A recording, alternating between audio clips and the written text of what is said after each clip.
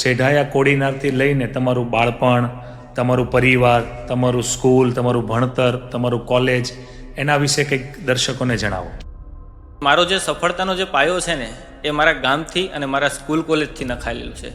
તો કોઈ દિવસ તમને એવું નક્કી હતું કે ભાઈ હું નોકરી કરીશ કે બિઝનેસ કરીશ, કોઈ દિવસ એવું હતું? એટલે તમે જે કીધું કે બહુ નાના આવા ઇન્વેસ્ટમેન્ટથી શરૂઆત કરી હતી, તો તમે એપ્રોક્સિમેટ કેટલા રૂપિયા? હા, ઓરેન્જા સ્કિન કેર અને હેર કેર છે એ 7.5 CR આસપાસ પહોંચી ગઈ. ટ્રીટમેન્ટ આપણે લોન્ચ કરીએ છીએ, ફેસ વોશ છે, SPF છે, ટોટલ એમ કરીને આપણી પાસે 30 થી 32 જેટલી પ્રોડક્ટ છે જે આપણે ઓરેન્જા સ્કિન કેર અને હેર કેરની અંદર છે.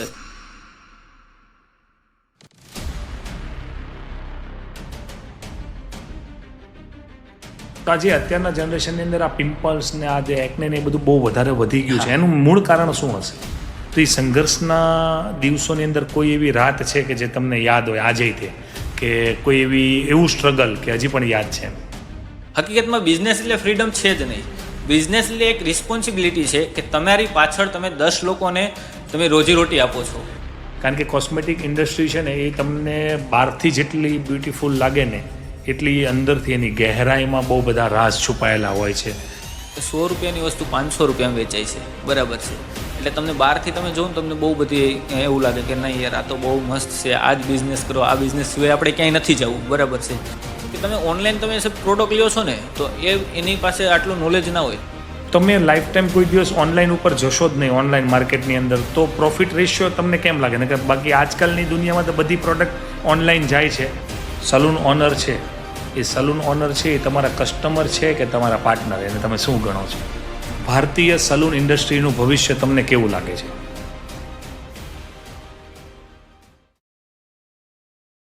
સમયના વહેણની અંદર ઘણી બધી એવી વાતો હોય છે જે દટાયેલી હોય છે અને આપણે જાણી નથી શકતા. આજે આપણા પોડકાસ્ટની અંદર એક એવું વ્યક્તિત્વ છે જેમને એમના જીવનની અંદર ઘણા બધા સંઘર્ષો પછી એક એવી બ્રાન્ડ લોન્ચ કરી છે, એક એવી કંપનીની શરૂઆત કરી છે કે જે આજના યુગમાં હરેક લોકોને એની જરૂર છે. મારું નામ છે ઉમેશ હુણ અને આપણી સાથે આપણા પોડકાસ્ટની અંદર આજે છે અક્ષયભાઈ ભેડા, જે પોતે આ એપિસોડમાં ખોલવા જઈ રહ્યા છે એક Orenza hair care and skin કેરના ફાઉન્ડર અને યંગ એન્ટરપ્રેન્યોર અક્ષયભાઈ ભેડા, જેના જીવનના અજાણ્યા પાનાઓ સેઢાયા જેવા નાનકડા એવા ગામથી આ કોસ્મેટિક ઇન્ડસ્ટ્રીમાં પોતાનું નામ બનાવનાર અક્ષયની સંઘર્ષ અને સફળતાની વાત. અક્ષયભાઈ, આજે તમને લોકો બધા બિઝનેસમેન તરીકે ઓળખે છે, તો સેઢાયા કોડીનારથી લઈને તમારું બાળપણ, તમારું પરિવાર, તમારું સ્કૂલ, તમારું ભણતર, તમારું કોલેજ, એના વિશે કંઈક દર્શકોને જણાવો. ફર્સ્ટ ઓફ ઓલ તો થેન્ક યુ ઉમેશભાઈ કે તમે મને ઇન્વિટેશન આપેલું. અને તમારો જે પ્રશ્ન છે કે મારું બાળપણ ક્યાં, મારું સ્કૂલ કોલેજ ક્યાં પતેલું છે, બરાબર છે. અને મૂળ મહત્વની વાત કે મારો પાયો ક્યાંથી નખાણો, તો એના માટે હું તમને જણાવી દઉં. કોડીનારથી મારું ગામ 17 કિલોમીટર દૂર છે, બરાબર છે. અને મારું બાળપણ ત્યાં વીતેલું છે. મારું સ્કૂલ કોલેજ મેજોરિટી બધું હોસ્ટેલમાં ગામથી બહાર થયેલું છે, બરાબર છે. અને મારો જે સફળતાનો જે પાયો છે ને એ મારા ગામથી અને મારા સ્કૂલ કોલેજથી નખાયેલું છે. એટલે એ સમયથી જ તમે આ વસ્તુની શરૂઆત કરી દીધી હતી કે આપણે જીવનમાં એક દિવસ બનવું છે, બિઝનેસમેન જ બનવાનું છે? હા, એટલે ત્યારે એવું કંઈ નક્કી નહોતું કે બિઝનેસમેન જ બનવું. કેમ કે આપણે જ્યારે નાના હોય ને ત્યારે તો પહેલું સપનું એવું જ હોય છે કે શેમાં જવું છે, તો કે પોલીસમાં જવું છે, આર્મીમાં જવું છે, બરાબર છે. આપણને આપણા બે જ સપના હોય છે કે કાં પોલીસમાં જવું છે અને કાં આર્મીમાં જવું છે. પણ એક માઇન્ડસેટ એવો ત્યારે મારો તૈયાર થઈ ગયેલો કે મને છે ને કોઈ પણ વસ્તુ હોય ને એમાં પૂછવાની બહુ બધી આદત કે આ વસ્તુ આવી જ કેમ છે, આનાથી આપણે કંઈક ડિફિકલ્ટ કેમ કંઈ નથી કરી શકતા, આનાથી કંઈક વધારે સારું કેમ કંઈ નથી કરી શકતા. તો એવા મને પ્રશ્ન પૂછવાની ઘણી બધી આદત. તો સ્કૂલમાં જ્યારે ગયો ને તો ત્યારે શિક્ષકોને પણ આવા બધા પ્રશ્ન ઘણી વખત પૂછેલા. ઘણી વખત મારા મારા પપ્પાને પણ પૂછતો હોય કે પપ્પા આવું નહીં ને આપણે આવું કંઈક કરીએ તો, આવું નહીં ને આવું કંઈક કરીએ તો ત્યારથી જ મારામાં થોડીક બિઝનેસની ઢબ મને લાગે ત્યારથી જ પડતી ગઈ છે. હવે ઘણો સમય તમે ગામડામાં વિતાવ્યો છે, એટલે આજનું યુગ છે, આજનું જનરેશન છે ને એ તો ગામડાઓથી દૂર થતું જાય છે. કારણ કે બધા લોકો પોતાની જવાબદારી પૂરી કરવા માટે, પૈસા કમાવા માટે અલગ અલગ સિટીઓમાં ચાલ્યા ગયા છે. હવે બસ બા દાદા કદાચ ગામડે જીવતા હોય તો અત્યારે એવું થઈ ગયું છે. તો કેવું રહ્યું તમારા બાળપણમાં જે માટીની સાથેનો સંબંધ છે, કે જે ગામડાની યાદો હોય, ખબર ઓલું પૈડું હોય ને પૈડું ફેરવતા ને માચીસ ને બધું હોય ને પત્તે રમતા ને માચીસથી હાથે, તો ગામડાની કોઈક એવી યાદ તમારી પાસે હોય કે ગામડામાં એવી મારી ઘણી બધી યાદો છે કે જે આજે પણ હું જ્યારે પણ ગામડે જાઉં છું ને તો ત્યારે હું મારા ફેમિલી અને મારા મિત્ર સર્કલ સાથે આજે પણ અમે રાતે 12 વાગ્યા સુધી બેઠા હોય.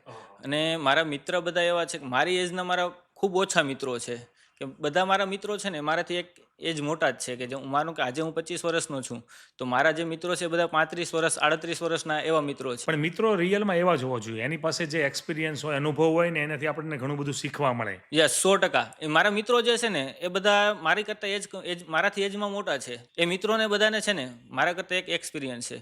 એ લોકો મારી સાથે શેર કરતા હોય, ક્યારેક શેર ના કરતા હોય તો એ અંદરો અંદર વાત કરતા હોય ને તો ત્યારે પણ આપણે એમાંથી કેચઅપ કરી શકીએ કે યાર આ લોકોએ આવું કરેલું છે, આને પાસ્ટમાં આ જે ભૂલ કરેલી છે તો આપણે એ ભૂલ નથી કરવાની, આપણે ત્યાંથી આગળ વધવાનું છે. જેમ કે અત્યારે મને જ્યાં સુધી ખબર છે ત્યાં સુધી તમે રાજકોટથી બિલોંગ કરો છો, એટલે કે અત્યારે તમે રાજકોટમાં છો. તો સેઢાયાથી રાજકોટ સુધીનો સફર કેવો રહ્યો? કે કેમ એવું નક્કી કર્યું કે રાજકોટ જ તે?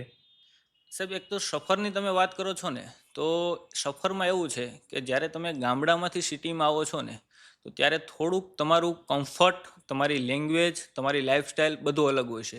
સિટીમાં જ્યારે આવો છો ને ત્યારે આ ત્રણેય વસ્તુ તમારું કમ્ફર્ટેબલ, તમે એટલા કોન્ફિડન્સ ના હોય, કમ્ફર્ટેબલ ના હોય, ત્યારે તમારી લાઈફસ્ટાઈલ ચેન્જ હોય. તમને ગામડામાં તમે રહો તો તમે સાવ સિમ્પલ રીતે રહી શકો. તમને એમ લાગે સિટીમાં કે આ ક્યાં આવી ગયા હા એમ? ક્યાં આવી ગયા. જ્યારે તમે સિટીમાં આવો છો ને ત્યારે તમને કોઈ પૂછવાવાળું નથી હોતું કે ભાઈ તારો હાલચાલ કેવો છે, શું ચાલે છે, લાઈફમાં શું છે, કોઈ નથી પૂછતું. તમે ગામડે રહ્યો છો ને તો સાવ સિમ્પલ હોય છે. તમને ગામમાં બધા ઓળખતા હોય, સિટીમાં તમને ક્યારેય નથી ઓળખતા. થોડુંક સિટીમાં આવું ડિફિકલ્ટ છે અને મારા માટે એટલું ઇઝી હતું કે કેમ કે હું નાનપણથી જ મારું સ્કૂલ કોલેજ બધું હોસ્ટેલમાં થયેલું. તો હું મારા 25 વર્ષમાંથી આઈ થિંક 12-13 વર્ષ તો એવા જ છે કે જે મેં હોસ્ટેલમાં જ ગુજારેલા છે. ગામમાં બહુ ઓછો રહ્યો છું હું. ગામ પ્રત્યે પ્રેમ ખૂબ બધો છે પણ ત્યાં રહ્યો નથી, હું બહુ ઓછો રહ્યો છું સ્કૂલ કોલેજના હિસાબને લીધે. તો એટલા માટે થઈને હું થોડુંક મારા માટે ઇઝી હતું. ઈઝી હતું. ઓકે, રાજકોટની અંદર. રાજકોટની અંદર ઇઝી હતું. અક્ષયભાઈ, તમે જે પ્રમાણે કીધું એમ કે રાજકોટની અંદર તમે એન્ટ્રી કરી ગયા હતા ગામડામાંથી, સેઢાયાથી. તો રાજકોટની અંદર એન્ટ્રી કરી ગયા હતા તો શરૂઆતના ધોરણે તો એવું હોય કે જ્યારે નવા નવા સિટીમાં આવીએ ત્યારે એમ થાય કે હવે શું કરશું, કઈ લાઈન લેશું, કઈ બાજુ જશું. તો કોઈ દિવસ તમને એવું નક્કી હતું કે ભાઈ હું નોકરી કરીશ કે બિઝનેસ કરીશ? કોઈ દિવસ એવું હતું કે ભાઈ બિઝનેસ તો હું કરી જ નહીં શકું કારણ કે બિઝનેસ મારા કામનું નથી એમ? હું મિડલ ક્લાસ ફેમિલીમાંથી બિલોંગ કરું છું, બરાબર છે. તો સ્ટાર્ટિંગમાં તો જ્યારે બિઝનેસ કરવાનો વિચાર આવ્યો ત્યારે આટલા બધા આપણી પાસે પૈસા નહોતા કે આપણે બિઝનેસ કરી શકીએ. અથવા તો કોઈ નાને એવું કરવું હોય તો ફેમિલીવાળા ના કાઢે કે તું આ ના કર, આ ના કર. એવું ઘણા બધા પ્રોબ્લેમ્સ હતા મારે. તો એ ટાઈમે છે ને મેં સ્ટાર્ટિંગ જોબથી કરેલું. અને જોબ મેં મારે પહેલેથી નક્કી હતું. મેં બીએસસી કેમિસ્ટ્રી કર્યું ત્યારે ખબર હતી કે મારે જવું છે તો કેમિકલ ઇન્ડસ્ટ્રીઝમાં જ. કે કેમિકલ ઇન્ડસ્ટ્રી સિવાય મારે ક્યાંય આગળ જવું નહોતું, બરાબર છે. એ મારું એક ફિક્સ હતું. ગવર્મેન્ટ જોબ મારે જોતી નહોતી કેમ કે એક લિમિટેડ ઇન્કમ ત્યાં હતી. એટલે મેં જે વિચાર્યું હતું કે આપણે કરશું ને તો એક કોસ્મેટિકમાં કંઈક કરશું, કેમિકલ ઇન્ડસ્ટ્રીઝમાં કંઈક કરશું, બરાબર છે. તો એ ટાઈમે છે ને હું રાજકોટ આવ્યો અને એક મિત્રને કીધું કે મારે જોબ જોઈએ છે, બરાબર છે. તો એણે મને એના એક મિત્રની કંપની હતી તો એની અંદર મને જોબ અપાવી દીધી કે કાંઈ વાંધો નહીં, તું અહીંયા જોબ કરી લે. ત્યાં મિનિમમ સેલેરી ઉપર મેં 3 વર્ષ જોબ કરેલી છે અને એ પછી મેં મારો ખુદનો બિઝનેસ ચાલુ કરેલો છે. અને ઘણા બધા ટફ ચેલેન્જ ઘણા બધા હતા કેમ કે સ્ટાર્ટિંગમાં તમે જ્યારે બિઝનેસ ચાલુ કરતા હોય ને ત્યારે તમારી પાસે કંઈ હોય નહીં અને એક્સપેન્સ તમારે ડેઇલીના થતા હોય છે. સેલેરી તમારે ડેઇલી દર મહિને દેવાની થતી હોય છે, બરાબર છે. તો ત્યારે એ ઘણા બધા ટફ ચેલેન્જ હતા ત્યારે. કારણ કે નવા બિઝનેસના સ્ટાર્ટઅપની અંદર સ્ટ્રગલ બહુ રહેતું હોય. હા. કારણ કે આપણી પાસે કાંઈ હોય નહીં, ખાલી કહેવાનું હોય કે તમે બિઝનેસ કરો છો. બિઝનેસ કરીએ બાકી છીએ. કાંઈ રહેતું ન હા, હોય એમ. કાંઈ નથી રહેતું. પછી આપણી ત્યાં જે સ્ટાફ હોય ને એને એમ લાગે કે સેટ છે પણ સેટની ખીચામાં કાંઈ ન હોય. શરૂઆતમાં ધોરણમાં એવું રહે. હા, એવું રહે છે. અક્ષયભાઈ, હવે આપણે વાત કરીએ, તમે જેમ કીધું એમ કે બહુ નાના લેવલથી નોકરી કરતા હતા અને ત્યાં એટલું બધું અર્નિંગ નહોતું તમારે. પછી નોકરી છોડીને પછી તમે બિઝનેસ તરફ પ્રયાણ કર્યું, એટલે કે બિઝનેસ ચાલુ કરવાનું, સ્ટાર્ટઅપ કરવાનો વિચાર કર્યો. તો નોકરી છોડતી વખતે તમારા દિલ અને દિમાગ વચ્ચે કાંઈ એવી ફાઇટ થઈ હતી? કારણ કે દિલ ને દિમાગ બે અલગ રસ્તે હાલે. એકને જવું હોય આમ મુંબઈ ને એકને જવું હોય અમદાવાદ, એમ એની જેવું છે. જ્યારે હું કરતો ને ત્યારે એક વાત નક્કી કરેલું કે ભાઈ નોકરી આપણે છોડી દેવી છે અને આપણે બિઝનેસમાં આવવું છે. એ વાત કન્ફર્મ કરી લીધી હતી. અમારે એક ભાઈ છે, હમણાં એ દિવાળી પહેલા જ કીધું કે હવે આપણે બિઝનેસ જ કરવો છે, નોકરી કોઈ દી નહીં. હા, એટલે ત્યારે મેં જ્યારે સ્ટાર્ટિંગ કરેલું ને કે બિઝનેસમાં આવવું છે એવો એક માઇન્ડમાં પહેલાં તો સ્ટ્રોંગ માઇન્ડથી એ નિર્ણય કરી લીધો કે મારે જવું છે તો બિઝનેસમાં જવું છે અને 100% પછી જે થાય એ જોયું જશે. પણ જવું છે બિઝનેસમાં. તો ત્યારે એક સેલેરી આવતી હતી તો દિલ અને દિમાગની જે તમે વાત કરો છો ને, તો દિલ એવું કહે છે, દિમાગ એવું કહે છે કે તું જોબ કર, સેલેરી છે ને એ સેફ વસ્તુ છે. સેફ વસ્તુ, હા સેફ જોબ કે દર હા 30 દિવસે પૈસા આવી પૈસા આવી જાય. અને દિલ એવું કહે છે કે તું નોકરી માટે નથી બનેલો, તું આવી જા બિઝનેસમાં, બરાબર છે, કોઈ પણ હિસાબે તું બિઝનેસમાં આવી જા. તો ત્યારે મેં એક ડિસિઝન લીધો કે આપણે બંનેનું ભેગું કરીએ. તો ત્યારે દિમાગનું જે લોજિકલી મેં એવું વિચારેલું કે હવે આપણે જવું છે ને તો આપણે બિઝનેસમાં જ જાશું, બરાબર છે. એટલે દિલની વાત સાંભળી લીધી. અને જ્યારે દિમાગની વાત આવી તો ત્યારે એક પૂરો આખો એક્ઝિટ પ્લાન બનાવેલો કે હવે હું જોબ છોડું છું તો હવે હું આમાંથી આગળ શું કરીશ. મારે એ પહેલાં તો સેલેરી આવતી હતી, તો પહેલાં એક્સપેન્સ હતા, લિમિટેડ એક્સપેન્સ હતા, તો હવે એ લિમિટેડમાંથી પણ મારે કેમ કટ કરવા છે. તો એ બધા એક્સપેન્સ કટ કર્યા. થોડું ઘણું બજેટ થયું હતું બિઝનેસ માટે, તો એ થોડું ઘણું યુઝ કરેલું અને પછી નાની શરૂઆત કરેલી, ખૂબ જ નાની શરૂઆત એકદમ કરેલી. નાની હા, શરૂઆત. એકદમ કારણ નાની કે કોઈ શરૂઆત. પણ બિઝનેસ શરૂઆત કરો તો ઇન્વેસ્ટમેન્ટ તો જોઈએ ને, તો એવું હા. કોઈ ઇન્વેસ્ટમેન્ટ હતું તમારી પાસે કે? ના, એવું કોઈ ઇન્વેસ્ટમેન્ટ નહોતું. અને હું આવું છું પોતે મિડલ ક્લાસ ફેમિલીમાંથી, તો એવું કોઈ ઘરેથી પણ એવું કંઈ નહોતું કે કોઈ પૈસા આપે અને હું બિઝનેસ સ્ટાર્ટ કરું. પછી ઘણીવાર એવું હોય કે તમે કંઈક બિઝનેસ શરૂઆત કરવા જતા હો ને, તો પરિવાર હોય ને એને સૌથી પહેલું તો છે ને પરિવારને એવું હોય, કેમ કે આપણે નાનેથી મોટા એની પાસે થયા હોય ને, એટલે પરિવારને નાનેથી મોટા આપણને જોયા છે, એટલે એને કેર પણ કહી શકીએ. તો એને એવું હોય કે કદાચ જો આ કંઈક બિઝનેસ કરવા જાય, કોઈ પણ પૈસા એમાં ઇન્વેસ્ટ કરે ને કદાચ નુકસાની કરે તો એટલે આપણને ટોકે કે ભાઈ રહેવા દે ને, એ ન કરને, આ જે કરતો હોય એ કરને. તો એવું તમે જ્યારે બિઝનેસ સ્ટાર્ટ કર્યો ત્યારે પરિવારમાં કોઈ એવો વિરોધ થયો હતો? પરિવારમાં તો એવો કોઈ વિરોધ નહોતો, પણ પપ્પાનું પહેલેથી કહેવાનું એવું હતું કે ભાઈ જોબ છે ને એ સેફ વસ્તુ છે, તું જોબ કર, આપણું ઘર આરામથી ચાલી જશે, બરાબર છે. પણ એક ડિસિઝન હતું કે યાર જોબ માટે તો હું છું જ નહીં, હવે મારે જવું છે તો બિઝનેસમાં જ જવું છે. તો મેં જ્યારે બિઝનેસ સ્ટાર્ટ કરેલો ને, તો પપ્પા આમ ના પાડે કે તું બિઝનેસમાં ના જા, બરાબર છે, પણ એમ કહે કે તું જોજો લોસ ના થાય, જોજો લોસ ના થાય, એવું ઘડીએ ઘડીએ કીધા કરે. એટલે તમે જે સ્ટેપ ભરો છો ને એ આરામથી ભરો અને એક સ્ટેપ બાય સ્ટેપ ભરો, એક સાથે કૂદકો ના મારો. એટલે તમારી એનું પાસે કહેવાનું, બધું જ પ્લાનિંગ હોવું જોઈએ હા, પૂરું અને પ્લાનિંગ કરીને. પ્લાન ABC હોવો જોઈએ. યસ. એટલે તમે જે કીધું કે બહુ નાના એવા ઇન્વેસ્ટમેન્ટથી શરૂઆત કરી હતી, તો અમે એપ્રોક્સિમેટ કેટલા રૂપિયા? એપ્રોક્સિમેટ એ 3 લાખની આસપાસ હતું જ્યારે સ્ટાર્ટિંગ કરેલું ને ત્યારે. અત્યારે કંપની ક્યાં પહોંચાડી? અત્યારે કંપની અમારી પહોંચી ગઈ છે 7.5 CR આસપાસ. હા, જે ઓરેન્જા સ્કિન કેર અને હેર કેર છે એ 7.5 CR આસપાસ પહોંચી ગઈ અને છે. આ જે ઓરેન્જા સ્કિન કેર ને હેર કેર છે એની અંદર કેટલી કેટલી પ્રોડક્ટો તમે અત્યારે લોન્ચ કરેલી છે? અત્યારે ઓરેન્જાની અંદર છે ને આપણે હેરફોલની સિરીઝ લોન્ચ કરેલી છે. સાથે સાથે ડેન્ડ્રફ માટેની, પ્રોટીન માટેની ટ્રીટમેન્ટ આપણે લોન્ચ કરીએ છીએ. ફેસ વોશ છે, SPF છે, ટોટલ એમ કરીને આપણી પાસે 30 થી 32 જેટલી પ્રોડક્ટ છે જે આપણે ઓરેન્જ સ્કિન કેર અને હેર કેરની અંદર છે અત્યારે. હવે જેમ કે આપણે પહેલા હેર કેરની વાત કરીએ કે જે ઓરેન્જા હેર કેર છે એની અંદરની જે તમારી સિરીઝો છે, જેમાં કે ખોડો હોય તો એ નીકળી જાય, હા. હેરફોલ થતો હોય એટલે કે વાળ ખરી જતા હોય તો એ અટકી જાય, હા. પછી ઘણા લોકોને વાળનો ગ્રોથ ન થતો હોય તો એ ગ્રોથ થાય, આ રીતેનું. તો જે બીજી બધી માર્કેટની અંદર મળતી વસ્તુ છે, મેં તો એવું જોયું છે કે જંગલમાં કેટલાય બધા જણા હોય અને વાળ વાહે ધડાતા હોય, હા. તો એવી બધી પ્રોડક્ટો જે રહી, તો એના કરતાં આપણા પ્રોડક્ટમાં શું યુનિકનેસ છે? કારણ કે આપણે એવી એડવર્ટાઇઝમેન્ટ તો નથી જ લાગતી મને, સમજ્યા, હા. કે વાળ આમ વાહે લબડતા હા. જંગલમાં. તો આપણી પ્રોડક્ટની અંદર શું એવી USP છે? જે આપણી પાસે જે પ્રોડક્ટ છે ને, તમે જે હેરફોલ માટેનું તમે જે કહો છો, બરાબર છે, અથવા તો હેર ગ્રોથ માટેનું તમે કહો છો, હવે હું તમને આપણી પ્રોડક્ટની USP કહી દઉં કે આપણું જે હેરફોલ ન્યુટ્રન્ટ ઓઇલ છે ને એ 21 પ્રકારની જડીબુટ્ટીઓથી બનેલું છે, જેમાં તમામ પ્રકારના તમને ન્યુટ્રિશન જોવા મળે કે જે તમારે હેરના ગ્રોથ માટે, હેરફોલને સ્ટોપ કરવા માટે તમારે જોઈએ છે, બરાબર છે. જેમાં આંબળા છે, ભીંગરાજ છે, એવા 21 પ્રકારની જડીબુટ્ટીઓની અંદર છે. ઓકે, એટલે કોઈ સાઈડ ઇફેક્ટ થાય એવી? હા, એટલે કોઈ સાઈડ ઇફેક્ટ થાય નહીં. સાથે જેનું શેમ્પુ આવે છે, બરાબર છે, તો શેમ્પૂની અંદર એ તમને પેરાબીન ફ્રી મળે છે, બરાબર છે, કે જે તમારા હેરને કોઈ નુકસાન નથી કરતું, સ્કાલ્પને કોઈ નુકસાન નથી કરતું. ઓકે. તો પછી જે તમે કીધું એ પ્રમાણે કે એની અંદર બધું જ આયુર્વેદિક તમે કન્ટેન્ટ નાખેલા છે, તો એના કારણે રિઝલ્ટ કેવું? રિઝલ્ટ તમને 100%, અમે તમને હું જણાવી દઉં કે અમે છે ને 1500 લોકો ઉપર ટેસ્ટિંગ કરેલું છે પહેલાં. જ્યારે હ્યુમન બોડી ઉપર 1500? હા, હ્યુમન બોડી ઉપર, કે જે લોકોને એક પીસ આપેલું છે 30 ml કે તમે આ જોવો, આ ચેક કરો 1 વીક સુધી, 10 દિવસ સુધી, બરાબર છે. શું રિઝલ્ટ છે ને એ મને કહી દો, બરાબર છે. જ્યારે હેરફોલની સિરીઝ મેં લોન્ચ કરેલી ને ત્યારે મેં 4 સ્ટેટની અંદર, ગુજરાત, રાજસ્થાન, પંજાબ અને MP. ઓકે, એટલે કે એ લોકોનું અલગ અલગ પાણી હા, હોય, ત્યાંનું એટમોસ્ફિયર અલગ બધાના હોય. વેધર પ્રમાણે અમે Weather અલગ અલગ જે 4 સ્ટેટમાં એક્સપિરિયન્સ કરેલો કે આપણે જવું છે તો પાન ઇન્ડિયા જવું છે તો આપણે 4 સ્ટેટમાં આપણે આપીએ શું રિઝલ્ટ મળે છે. તમે શરૂઆતમાં જ 1500 પીસ અમે બનાવેલા અને આપેલા ઓકે કે હવે આપણે આગળ જશું તો ત્યારે શું કરશું આમાંથી, ઓકે આનું રિઝલ્ટ કેવું છે, કેવા લોકો ઉપર છે, એમાં તમામ ઓલ ટાઈપ ઓફ હેર ઉપર અમે બધા ઉપર કરી લીધું છે ટ્રાય. ઓકે અને એમાંથી અત્યારે તમે મારી પ્રોડક્ટ ઉપર જોશો ને તો એમાંય લખેલું છે કે 99.99%. એક પોઈન્ટ એટલા માટે નથી કેમ કે તમને કોઈ વારસાગત હોય, હેરફોલનો પ્રોબ્લેમ તમને વારસાગત હોય તો એ તમારો ત્યાં સોલ્વ થતો નથી. એ કોઈ બાકી દવાથી નથી હા, થતું. એની કોઈ દવા નથી. તમને વારસાગત જે હેરફોલ છે એનું કોઈ દવા નથી.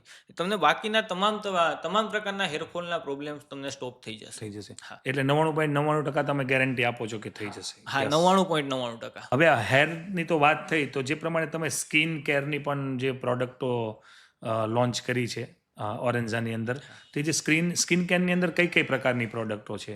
સ્કિન કેરની અંદર છે ને આપણી પાસે ફેસ વોશ છે. ફેસ વોશની એના સિવાય એસપીએફ છે, મોઇશ્ચરાઇઝર છે. આ 3 પ્રકારના આપણી પાસે છે. પછી બીજું અમે લઈ આવીએ છીએ ટોનર લઈ આવીએ છીએ, ઓકે. સીરમ લઈ આવીએ છીએ, સ્કિન માટે સીરમ લઈ આવીએ છીએ. અને આ મેન અને વુમન બંને માટે અલગ અલગ આવે કે ના, બંને માટે એક જ આવે છે. ઓકે, મેન એક જ. અને વુમન બંને માટે અલગ આવે. સ્કિનની અંદર સોરી, કંઈક એક જ આવે છે. હા, એક જ આવે છે. યસ. સ્કિનની અંદર પણ કંઈક એવું હોય કે ભાઈ ઓઇલી વાળાનું અલગ આવે, પછી પેલું જેનું હા, સ્કિનની અંદર એ તમે ડ્રાય સ્કિન અલગ આવે છે, હાઇડ્રેટ જેની સ્કિન છે એના માટે અલગ છે.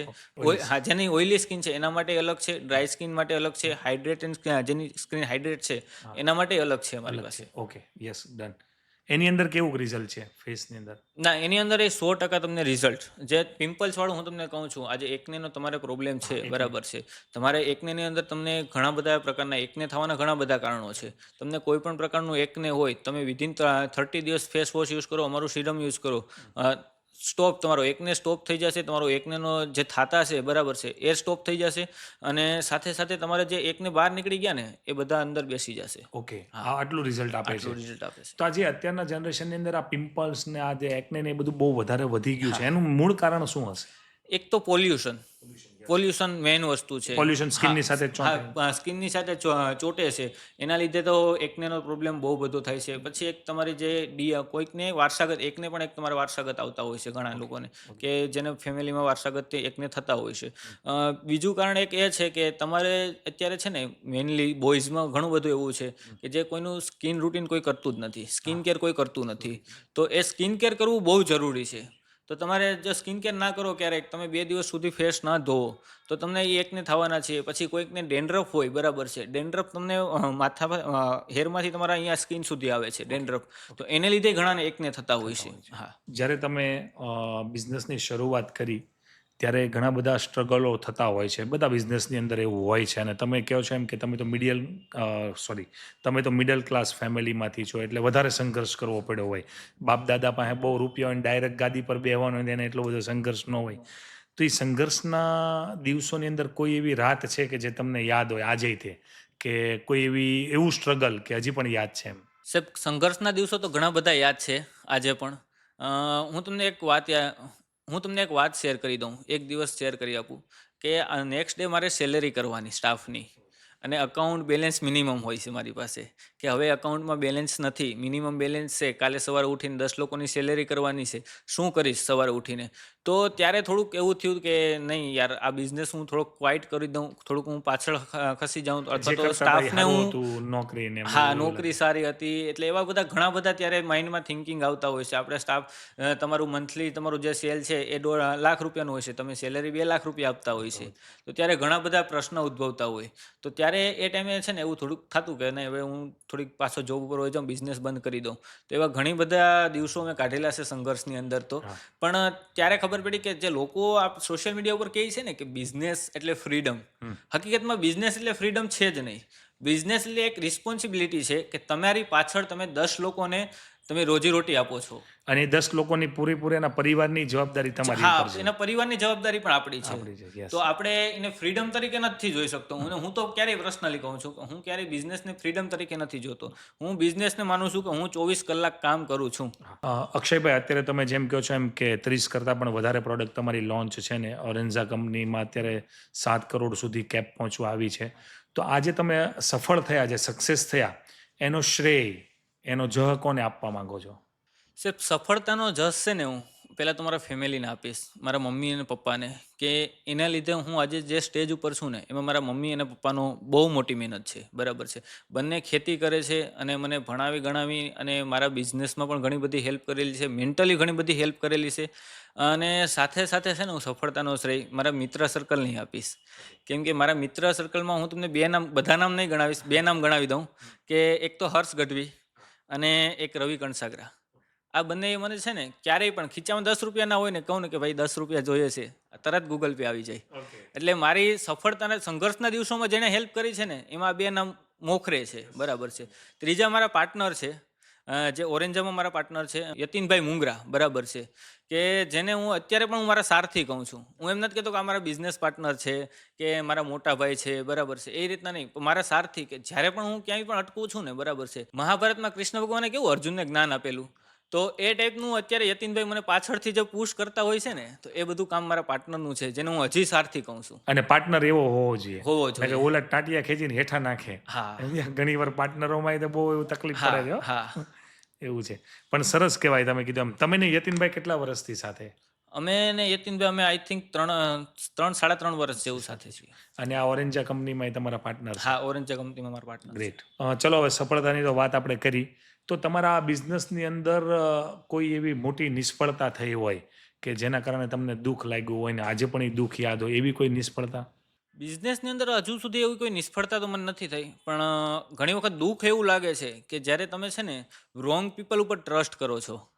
તમે બિઝનેસમાં જાઓ છો, હું આજે કોઈ સલૂન અથવા પાર્લરમાં જાઉં છું, હજુ આજે કોઈ ડિસ્ટ્રીબ્યુટર પાસે જાઉં છું, બરાબર છે, તો એ મને કહે છે પૈસા નથી, આજે તમારો પ્રોડક્ટ બહુ સારી છે, આજે હું તમારી પ્રોડક્ટ રાખું છું, બરાબર છે, તો આપણે આપીને આવીએ છીએ કે કાંઈ વાંધો નહીં સાહેબ, તમે વેચો, બરાબર છે, તમારે આગળ વધવું છે, તમે વેચો, હું તમારી સાથે છું, બરાબર છે. પણ ત્યારે એ લોકો જ્યારે પેમેન્ટ કન્ડિશન આવે ને, કે માલ એ બધો વેચાઈ ગયો હોય છે, પૈસા દેવાના આવે છે ને વારો, તો ત્યારે નથી આપતા, તો ત્યારે થોડુંક એવું થાય છે કે મેં ખોટા માણસ ઉપર વિશ્વાસ કરી લીધો. એટલે એ બાકી કોઈ નિષ્ફળતા, એવી કોઈ ખાસ નિષ્ફળતા મારે નથી. એટલે એવું થાય છે ખરા, જેમ કે ડિસ્ટ્રીબ્યુટર હોય કે અમુક એવા જે સલૂનને તમે આપતા હો, હા. તો એ લોકો પછી પૈસા ન આપે, કે જ્યારે તમારે પૈસા લેવાનો સમય આવે ત્યારે એને એડ્રેસ ચેન્જ કરી નાખ્યો હોય, એવું કંઈ હોય તો? પૈસા તો આપી દે છે, પણ કેવું થાય છે કે એ લોકો થોડુંક લેટ કરે છે. લેટ કરે. એક જો તમારી પેમેન્ટ કન્ડિશન હોય છે, માનો કે આપણી પેમેન્ટ કન્ડિશન 15 દિવસની છે, તો એ લોકો તમને પેમેન્ટ કન્ડિશનના 20 દિવસે 22 દિવસે આપી દે છે. Yes, yes. થોડુંક લેટ થાય તો આપણે પાછળનું બધું પાછળનું cycle વિખાઈ જાય. પાછળની સાયકલ વિખાઈ જતી હોય છે આખું. જે ઓરેન્જા કંપની છે આજે અત્યારે 7 કરોડ 10 કરોડ સુધી પહોંચવા આવી છે, તમે જેમ કીધું એમ, તો જીવનમાં કોઈક દિવસ એવું થયું હોય કે તમારે કંપનીને હજી મોટી વિશાળ બનાવવી છે, જ્યારે પણ તમે મોટું જોખમ લેતા હો ત્યારે કોઈ દિવસ તમે એવું વિચાર્યું છે કે ખરાબમાં ખરાબ શું થઈ શકશે મોટામાં મોટું એમ? મારો ગોલ છે કે હું કંપનીને 100 કરોડ સુધી પહોંચાડું, બરાબર છે. પણ અત્યારે તમે કહો છો ને કે ખરાબમાં ખરાબ મારી સાથે શું થઈ શકશે, એક તો હું જમીન ઉપરથી ઊભો થઈને ઉપર આવ્યો છું, બરાબર છે. હવે મારી સાથે શું ખરાબ થવાનું છે? જો કદાચ હું ગમે એટલું રિસ્ક લઈ લઉં તો ત્યાં તો હું આવી જ જવાનો છું ને, અને પછી શરૂઆત કરશો. પછી ફરીવાર શરૂઆત કરીશ. જે ભૂલો અહીંયા કરી હોય એ ભૂલો નહીં કરવાની. એ નહીં કરીશ. હું આજે શરૂઆત કરી છે મેં, બરાબર છે, ઓરેન્જાની, જે 7 કરોડ સુધી હું પહોંચી ગયો છું, તો એ હું 4 વર્ષે વેચો. હું શરૂઆત કરીશ તો હું 1 જ વર્ષમાં પહોંચી 100%. જઈશ. કારણ કે હું રિસ્ક 100% લઈશ. રિસ્ક 100%. અને કોઈ પણ બિઝનેસમાં રિસ્ક લેવું જરૂરી છે. જરૂરી છે. જેમ કે અત્યારે પણ બિઝનેસ કરીએ છીએ એટલે ઘણીવાર એવું હોય છે, ઘણા લોકો દેખાડતા નથી, પણ બિઝનેસની અંદર જ્યારે સમજો કે સાવ પૈસા ખતમ થઈ ગયા હોય, કાંઈ છે જ નહીં, હવે આપણી પાસે રો મટીરિયલ લેવાના કે કંઈ પણ પ્રોડક્ટ બનાવવાના તે, તો ત્યારે તમે ખુદને કઈ રીતે હેન્ડલ કરો છો, મેન્ટલી કઈ રીતે હેન્ડલ કરો? જ્યારે બેલેન્સ અકાઉન્ટ ઉપર થોડુંક ઓછું દેખાય ને, ત્યારે સૌથી પહેલું હું એક્સપેન્સ કટ કરું છું, કે ભાઈ અહીંયાથી હવે આપણો વધારાનો એક્સપેન્સ ક્યાં જાય છે, બરાબર છે. એક્સપેન્સ સૌથી પહેલાં કટ થાય છે. સેકન્ડ વસ્તુ એ કે હવે એમાં કોઈ જાતનો હું ઈગો નથી રાખતો ક્યારેય, કે યાર આ વસ્તુ તો કરવી જ જોશે, કાલ સવારે માર્કેટમાં મને આવું કહેશે, બરાબર છે, તો હું ઈગો નથી રાખતો, બરાબર છે. ઈગો છે ને એક દિવસ તમારો વિનાશ કરે. અને ત્રીજી વસ્તુ એ છે કે હું સ્કિલને છે ને કાયમિક માટે મોનોટાઈઝ કરતો હોઉં છું. Okay. તમારો બચાવ છે ને એ તમારી સ્કિલથી જ થવાનો છે. તમારી પાસે જ્યારે પણ તમને લાગે કે હવે મારી પાસે પૈસા ખતમ થવા આવ્યો છે, ત્યારે તમે એક ઈગો, તમારી સ્કિલને ઇમ્પ્રૂવ કરો. ઓકે, એટલે જેટલા પણ વધારાના ખર્ચા હોય એને કંટ્રોલ કરી લેવાના છે, ઈગો નથી રાખવાનો કે આપણને એમ થાય કોક એમ કે આન પાસે કાંઈ છે નહીં, નગર પાછું હોય ને એ વયું જાય ને માથે દેવું થઈ જાય. યસ. અને જે આપણી સ્કિલ હોય એનાથી પાછી આપણે ઉત્પત્તિ કરવાની છે. ગ્રેટ. અક્ષયભાઈ, આપણે અહીંયા સુધી પહોંચી ગયા છીએ બિઝનેસના આટલા સક્સેસ લેવલ ઉપર, તો કોઈક દિવસ જો તમને કોઈક એવો સમય મળે, ભગવાન એમ કહે કે તમને લ્યો આ એક સમય એવો આપું છું કે તમારે અમુક વસ્તુ પાછી મેળવવી હોય ને તો પાછી લાવો ભૂતકાળની, તો એવો કોઈ વસ્તુ છે કે જેને તમે પાછી લાવવા માંગો છો? પાછું લાવવા તો સાહેબ એવું નહીં, પણ હું એટલું કહીશ કે સમય જો પાછો મળતો હોય ને તો હું ટાઈમ ચેન્જ કરવા માંગીશ. કે જે મેં વસ્તુ આજે 4 વર્ષ પહેલાં શરૂઆત કરેલી, એ જ વસ્તુ કદાચ મેં કોલેજના દિવસોથી સ્ટાર્ટ કરેલી હોત ને, તો હું અત્યારે જે લેવલ છે ઉપર છું ને એ લેવલથી હું ઘણો બધો આગળ હોત. કેમ કે વિચાર ત્યારે પણ મને હતો કે મારે કંઈક કરવું છે બિઝનેસમાં, પણ એ વિચાર કરતાં કરતાં મેં 7 થી 8 વર્ષ કાઢી નાખ્યા છે. એટલે હું એ ટાઈમિંગ ચેન્જ કરીશ, વિચારવાનો ટાઈમિંગ બંધ કરી દઈશ અને આ ટાઈમ બિઝનેસ સ્ટાર્ટ કરવાનો ચાલુ કરી દઈશ. હવે આપણે વાત કરીએ છીએ કોસ્મેટિક ઇન્ડસ્ટ્રીની, કારણ કે કોસ્મેટિક ઇન્ડસ્ટ્રી છે ને એ તમને બહારથી જેટલી બ્યુટીફુલ લાગે ને એટલી અંદરથી એની ગહેરાઈમાં બહુ બધા રાઝ છુપાયેલા હોય છે. તો એવું તો શું છે કોસ્મેટિક ઇન્ડસ્ટ્રીની અંદર કે બહુ અઘરી છે એમ? કોસ્મેટિક ઇન્ડસ્ટ્રી છે ને, તમને બહારથી બહુ બધી ગ્લેમરસ લાગે. હા, લાગે જ ને, કારણ કે એનો પ્રોડક્ટ જ એવી છે. પ્રોડક્ટ જ લગાવો એવી ને છે. બ્યુટીફુલ થઈ જાવ, કાળા ધોળા થઈ જાય. અને એ વસ્તુ છે બિઝનેસમાં. બીજી વસ્તુ શું છે કે 100 રૂપિયાની વસ્તુ 500 રૂપિયામાં વેચાય છે, બરાબર છે. એટલે તમને બહારથી તમે જોવો ને તમને બહુ બધી એવું લાગે કે નહીં યાર, આ તો બહુ મસ્ત છે, આ જ બિઝનેસ કરો, આ બિઝનેસ સિવાય આપણે ક્યાંય નથી જવું, બરાબર છે. પણ જ્યારે હકીકતમાં તમને એક ઉદાહરણ આપું કે ફંટી હોય, ફંટી આપણે જે કાર આવે છે, ફંટી કારને તમે જ્યારે મોડિફાઈ કરો ને તો તમને બહારથી બહુ બધી સરસ લાગતી હોય, પણ જ્યારે તમે અંદર બેસો, તમે ડ્રાઈવ કરો, ત્યારે તમને આઈડિયા આવી જવાનો છે કે નહીં ભાઈ, આ આટલી જ પિકઅપ આપે છે, આટલું જ એવરેજ આપે છે, આમાં આટલી જ ફેસિલિટી હોય છે. એટલે બહારથી જોવામાં વસ્તુ તમને બહુ બધી સરસ લાગતી, કહે ને કે છેટેથી ડુંગર પેલું કહે ને, રળિયામણા લાગે. હા, છેટેથી ડુંગર તમને હરિયામણા લાગે, બરાબર છે. તો એવું હોતું નથી. જ્યારે તમે અંદરથી આવો ને, જ્યારે એન્ટર થાવ ને, ત્યારે તમને ખબર પડે કે આની તો પ્રોડક્ટ ક્વોલિટી જોવી છે, પેકેજિંગ જોવા છે આપણે, સાથે સાથે તમારે આખી એક ચેનલ ઊભી કરી છે તો એ લોકોને મેનેજ કરવી છે, એની ઉપર કેટલો તમે એક્સપેન્સ કરો છો એનો કોઈને ખ્યાલ નથી. તમને આટલું ખબર છે કે 100 રૂપિયાની વસ્તુ 500 રૂપિયા વેચે છે, વેચાણ એટલે 400 રૂપિયા નફો મળવાનો છે. હકીકતમાં 400 રૂપિયા નફો હોતો જ નથી. એમાં તમે જે 400 રૂપિયાનો જે નફો આપણે છે ને, એમાંથી તમારા ડિસ્ટ્રીબ્યુટર જાય છે, સેલ્સ પર્સન ઉપર જાય છે, તમારા સ્ટાફ ઉપર જાય છે, બીજા અધર એક્સપેન્સ જતા હોય છે. તો હકીકતમાં એટલી ગ્લેમરસ નથી કે જેટલી તમે ધારો છો ને એટલી. જે પણ લોકો કોસ્મેટિક ઇન્ડસ્ટ્રીની અંદર નવા નવા જોડાય છે, નવા નવા બિઝનેસમેનો જે સ્ટાર્ટઅપ કરે છે, એ સૌથી મોટી ભૂલ કઈ કરી રહ્યા છે?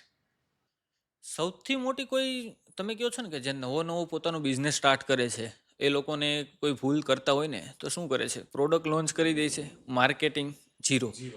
એટલે સૌથી પહેલાં તમે એમ કહો કે હું તો એવું માનું છું કે સૌથી પહેલાં તમે માર્કેટિંગ કરો, પછી તમે પ્રોડક્ટ લોન્ચ કરો. પછી R&D પણ નથી કરતા તમે, હા. જેમ રિસર્ચ તમે જે 1500 લોકો ઉપર હા. ટ્રાય કરીને એવું નથી કરતા. નથી કરતા. કારણ કે પહેલા વાત તો લગભગ એની પ્રોડક્ટ પર એને જ ભરોસો ન હોય. ભરોસો ન હોય. હા. Yes. કેમ કે એ પોતે જ એના ઘરે જઈએ ને આપણે, તો એ બીજી કંપનીનું શેમ્પુ અથવા તો સાબુ યુઝ કરતો હોય અને પોતે ગામમાં વેચતા હોય. વેચતા હોય. તો બંને વસ્તુ તો પોસિબલ નથી નથી. કે ભાઈ તમે તમારું કેમ યુઝ નથી કરતા. હા, હા. તો એટલા માટે થઈને એક તો R&D નથી કરતા નવા લોકો, અને બીજું કે માર્કેટિંગ પહેલા પ્રોડક્ટ લોન્ચ કરી દે છે. બરાબર. તો એવા 90% લોકો છે કે જે ફેલ થાય છે અને પછી ફરીવાર પાછા નવી શરૂઆત કરે છે કંઈક.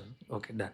એટલે માર્કેટિંગનો બહુ મોટો મુદ્દો છે, અને કોઈ પણ પ્રોડક્ટને કોઈ લોન્ચ કરવી એની પહેલા માર્કેટિંગ કરવું જરૂરી છે. જરૂરી છે, લોકો સુધી. જરૂરી છે. તમે જે પ્રમાણે વાત કરી કે કોઈ પણ પ્રોડક્ટમાં માર્કેટિંગ જરૂરી છે, તો પ્રોડક્ટ સારી હોવી જોઈએ કે ખાલી માર્કેટિંગ જ સારું હોવું જોઈએ? સાહેબ, હું તો કહું છું બંને સારું હોવું જોઈએ. મારો એક રૂલ છે કે પ્રોડક્ટ વર્સિસ બ્રાન્ડિંગ, બરાબર છે, માર્કેટિંગ, બરાબર છે. એમાં હું તમને પ્રોડક્ટ વર્સિસ બ્રાન્ડિંગનું કહું છું. તો એમાં મારો એક રૂલ છે, હું બે વસ્તુ નક્કી કરું છું, એક BP અને એક PP. BP એટલે બ્રાન્ડ છે ને તમારી, એ તમને પ્રોમિસ કરે છે. જ્યારે પ્રોડક્ટ છે ને, PP એટલે પ્રોડક્ટ તમારું પ્રૂફ કરે છે, એ તમારું આઈડેન્ટિફાઈ આપે છે, તમને પ્રૂફ આપે છે કે મારી ક્વોલિટી આવી છે. અને હું આ છું માર્કેટમાં, આ રીતે હું ઊભું રહી શકું છું એમ. યસ, પ્રોડક્ટ છે. અને બ્રાન્ડિંગ છે એ તમને પ્રોમિસ કરે છે. બ્રાન્ડિંગ છે ને, એ તમારું પ્રોમિસ આપે છે તમારા બ્રાન્ડની, કે હું તમને વિશ્વાસ આપું છું કે આમાંથી 100% તમને ફાયદો છે, કંઈક તમને રિઝલ્ટ છે મારી પ્રોડક્ટનું. એના માટે બ્રાન્ડિંગ છે. આ ઓરેન્ઝા કંપનીની અંદર તમે જેમ કહો છો એમ કે હેરફોલ પ્રોડક્ટ છે, તો એ જે હેરફોલ પ્રોડક્ટ છે એ બનાવવાનો વિચાર ક્યાંથી આવ્યો? કારણ કે ઘણા લોકોને એવું હોય કે પોતાનો એક્સપિરિયન્સ થાય ને પછી કોઈ પ્રોડક્ટ લોન્ચ કરે, તો એવો તમને જ નથી લાગતો? તમારામાંથી હેર કમ્પ્લેટ છે ભરપૂર. જ્યારે મેં સ્ટાર્ટિંગ કરેલું ને, સૌથી પહેલું આપણે લોન્ચ કરેલું હેરફોલ, બરાબર છે. હેરફોલની રેન્જ આપણે સૌથી પહેલાં લોન્ચ કરેલી છે. તો ઘણી વખત હું જ્યારે જોબ કરતો ને ત્યારે પણ જ્યાં જે કંપનીમાં જોબ કરતો ને ત્યાં હેરફોલવાળી જે પ્રોડક્ટ હતી ને એ બધી બહુ સેલ થતી. હા, મારા ફેમિલીમાં મારા મિત્ર સર્કલમાં બધાને ક્યાંક ને ક્યાંક હેરફોલનો પ્રોબ્લેમ હોય તો હું સાંભળતો. અને એવું નથી કે માર્કેટમાં કોઈ પ્રોડક્ટ નહોતી, માર્કેટમાં ઘણી બધી પ્રોડક્ટ હતી. પણ આપણે લોન્ચ એટલા માટે કરી છે કે આપણે છે ને બ્યુટી પાર્લર અને સલૂન ઉપર સેલ કરવું હતું, બરાબર છે. અને સલૂનમાં કેવું થાય કે આજે કોઈ બાર કંપની આવે છે, બરાબર છે, XYZ કોઈ પણ કંપની આજે આવે છે સલૂન ઓનર પાસે કે સાહેબ મારે આ પ્રોડક્ટ છે, મારી આ તમે સેલ કરો, બરાબર છે. સલૂન ઓનર રાખે છે 6 મહિના 1 વર્ષ જેવું રાખે છે, પછી એ પ્રોડક્ટ એ લોકો કંપની જ પોતે જ ઓનલાઈન સેલ કરે છે. સલૂન ઓનરને આપેલી હોય 30%. કંપની પોતે જ એ લોકોને ઓનલાઈન ઉપર એમેઝોન છે, ફ્લિપકાર્ટ છે, નાયકા છે, એના ઉપર સેલ કરતી હોય. કસ્ટમર બનાવેલા કોણે? જે સલૂન ઓનરે બરાબર છે. અને અત્યારે કંપની વેચે છે ક્યાં? તો ઘણા બધા એવા પ્રોબ્લેમ્સ હતા કે જે ઓફલાઈન માર્કેટમાં જે સલૂનમાં બરાબર છે કે જે કંપની સોલ્વ નહોતી કરતી. તો આપણે એના ઉપર થઈને એક પગલું થોડુંક આગળ એના માટે થઈને આવ્યા છે કે આપણે ક્યાંય પણ ઓનલાઈન સેલ કરવાનું નથી. આપણી તમામ પ્રોડક્ટ છે એ તમામ પ્રોડક્ટ આપણે માત્ર ને માત્ર લાઈફ ટાઈમ કે ક્યારેય પણ અમે ઓનલાઈન નહીં આવીએ. ઓકે, ઓનલાઈન આવશો જ નહીં. હા, અમે માત્ર ને માત્ર ઓફલાઈન જ સેલ કરશું. એટલે કે ઓફલાઈન વાળા જેટલા પણ ડિસ્ટ્રીબ્યુટર હોય, સલૂન્સ વાળા હોય કે જે બહેનો હોય પાર્લર વાળા, તો એ લોકોને ફાયદો મળી શકે ખરા. એ લોકોને ફાયદો મળી શકે. અને બીજો પ્લસ પોઈન્ટ એ છે કે તમે ઓનલાઈન તમે પ્રોડક્ટ લ્યો છો ને તો એની પાસે આટલું નોલેજ ના હોય. તમે શું કરવાનું છે? ઓનલાઈન પરચેસ કરવાનું છે. જે લખેલું છે એ જ તમે જોવાના છે. પણ તમને જે હકીકતમાં જે કોસ્મેટિક ઇન્ડસ્ટ્રીમાં કોસ્મેટિક પ્રોડક્ટનું તમને જે નોલેજ છે ને એ સલૂન પાસેથી અને પાર્લર પાસેથી જે ભાઈઓ બહેનો પાસેથી મળે છે, તમારા ડિસ્ટ્રીબ્યુટર પાસેથી તમને જે મળે છે, બરાબર છે, એ તમને બીજે ક્યાંયથી નથી મળતું. અને કદાચ કાલે ઉઠીને પ્રોડક્ટમાં કઈ ખામી આવી તો સીધા જઈ તો શકો કે જો ભાઈ આમાં આમ છે. હા, ઓનલાઈનમાં કોને કહેવા જાય? કોને કહેવા જવાનું? અને સાથે સાથે જો કંપનીની કોઈ ભૂલ થતી હોય પ્રોડક્ટમાં તો તમને પાર્લરથી અથવા સલૂનથી અથવા ડિસ્ટ્રીબ્યુટરથી તમને ફરિયાદ આવવાની છે. ઓનલાઈનમાં તમને કોઈ ફરિયાદ આવવાની નથી. તો તમને તમારી ભૂલ એ સમજાય અને સામેવાળાની હેલ્પ પણ તમે કરી શકો. તો તમે લાઈફ ટાઈમ કોઈ દિવસ ઓનલાઈન ઉપર જશો જ નહીં, ઓનલાઈન માર્કેટની અંદર, તો પ્રોફિટ રેશિયો તમને કેમ લાગે ને? કે બાકી આજકાલની દુનિયામાં તો બધી પ્રોડક્ટ ઓનલાઈન જાય છે, પણ તમે ઓફલાઈન માર્કેટનું વિચારો છો કે એ લોકોને પ્રોફિટ થવું પડે મારા પ્રોડક્ટથી, ઓનલાઈનમાં ઘણું ફ્રોડ થઈ શકે છે એટલા માટે, તો એમાં તમારો પ્રોફિટ રેશિયો ઘટી ન જાય? 100% મારો પ્રોફિટ રેશિયો મને ઘટે જ છે અત્યારે. કે જેટલું હું ઓનલાઈનથી સેલ કરી શકું છું, બરાબર છે, જેટલું પ્રોફિટ મને મળી શકે એનાથી હું અત્યારે 50% ઓછો છું. પણ સાથે સાથે મારી સાથે કેટલા લોકો ગ્રો થાય છે, આજે કેટલા નાના લોકો ગ્રો થાય છે કે જેને હું મારે એક કહી શકું ને કે મારા બિઝનેસ પાર્ટનર. હું ક્યારે કોઈને કસ્ટમર નથી કહેતો કે આ મારો કસ્ટમર છે, એ મારો બિઝનેસ પાર્ટનર છે. એ મારી સાથે ગ્રો થાય છે. મને 50% મળે છે તો 50% એને મળે છે ને સાથે. એટલા માટે થઈને જ હું ક્યારેય પણ ઓનલાઈન નથી સેલ કરતો. Yes, great. બહુ જ સરસ વિચાર છે તમારો, અક્ષયભાઈ. યસ, જે તમે વાત કરી કે અમે જ્યારે પણ R&D કરતા હોઈએ છીએ, પ્રોડક્ટને અમે લોન્ચ કરીએ ત્યારે તમે જે હેરફોલની પ્રોડક્ટ છે એને ટેસ્ટિંગ માટે મૂક્યું અલગ અલગ રાજ્યોની અંદર, અલગ અલગ વેધરમાં, તો 1500 લોકો સુધી તમે ટેસ્ટિંગ કર્યું છે. તો એનો એક્સપિરિયન્સ કેવો હતો? કે જે 1500 લોકો છે એમાંથી કોઈ એવો એક્સપિરિયન્સ, કોઈ એવો ફીડબેક કે જેમ તમને હજી પણ યાદ હોય?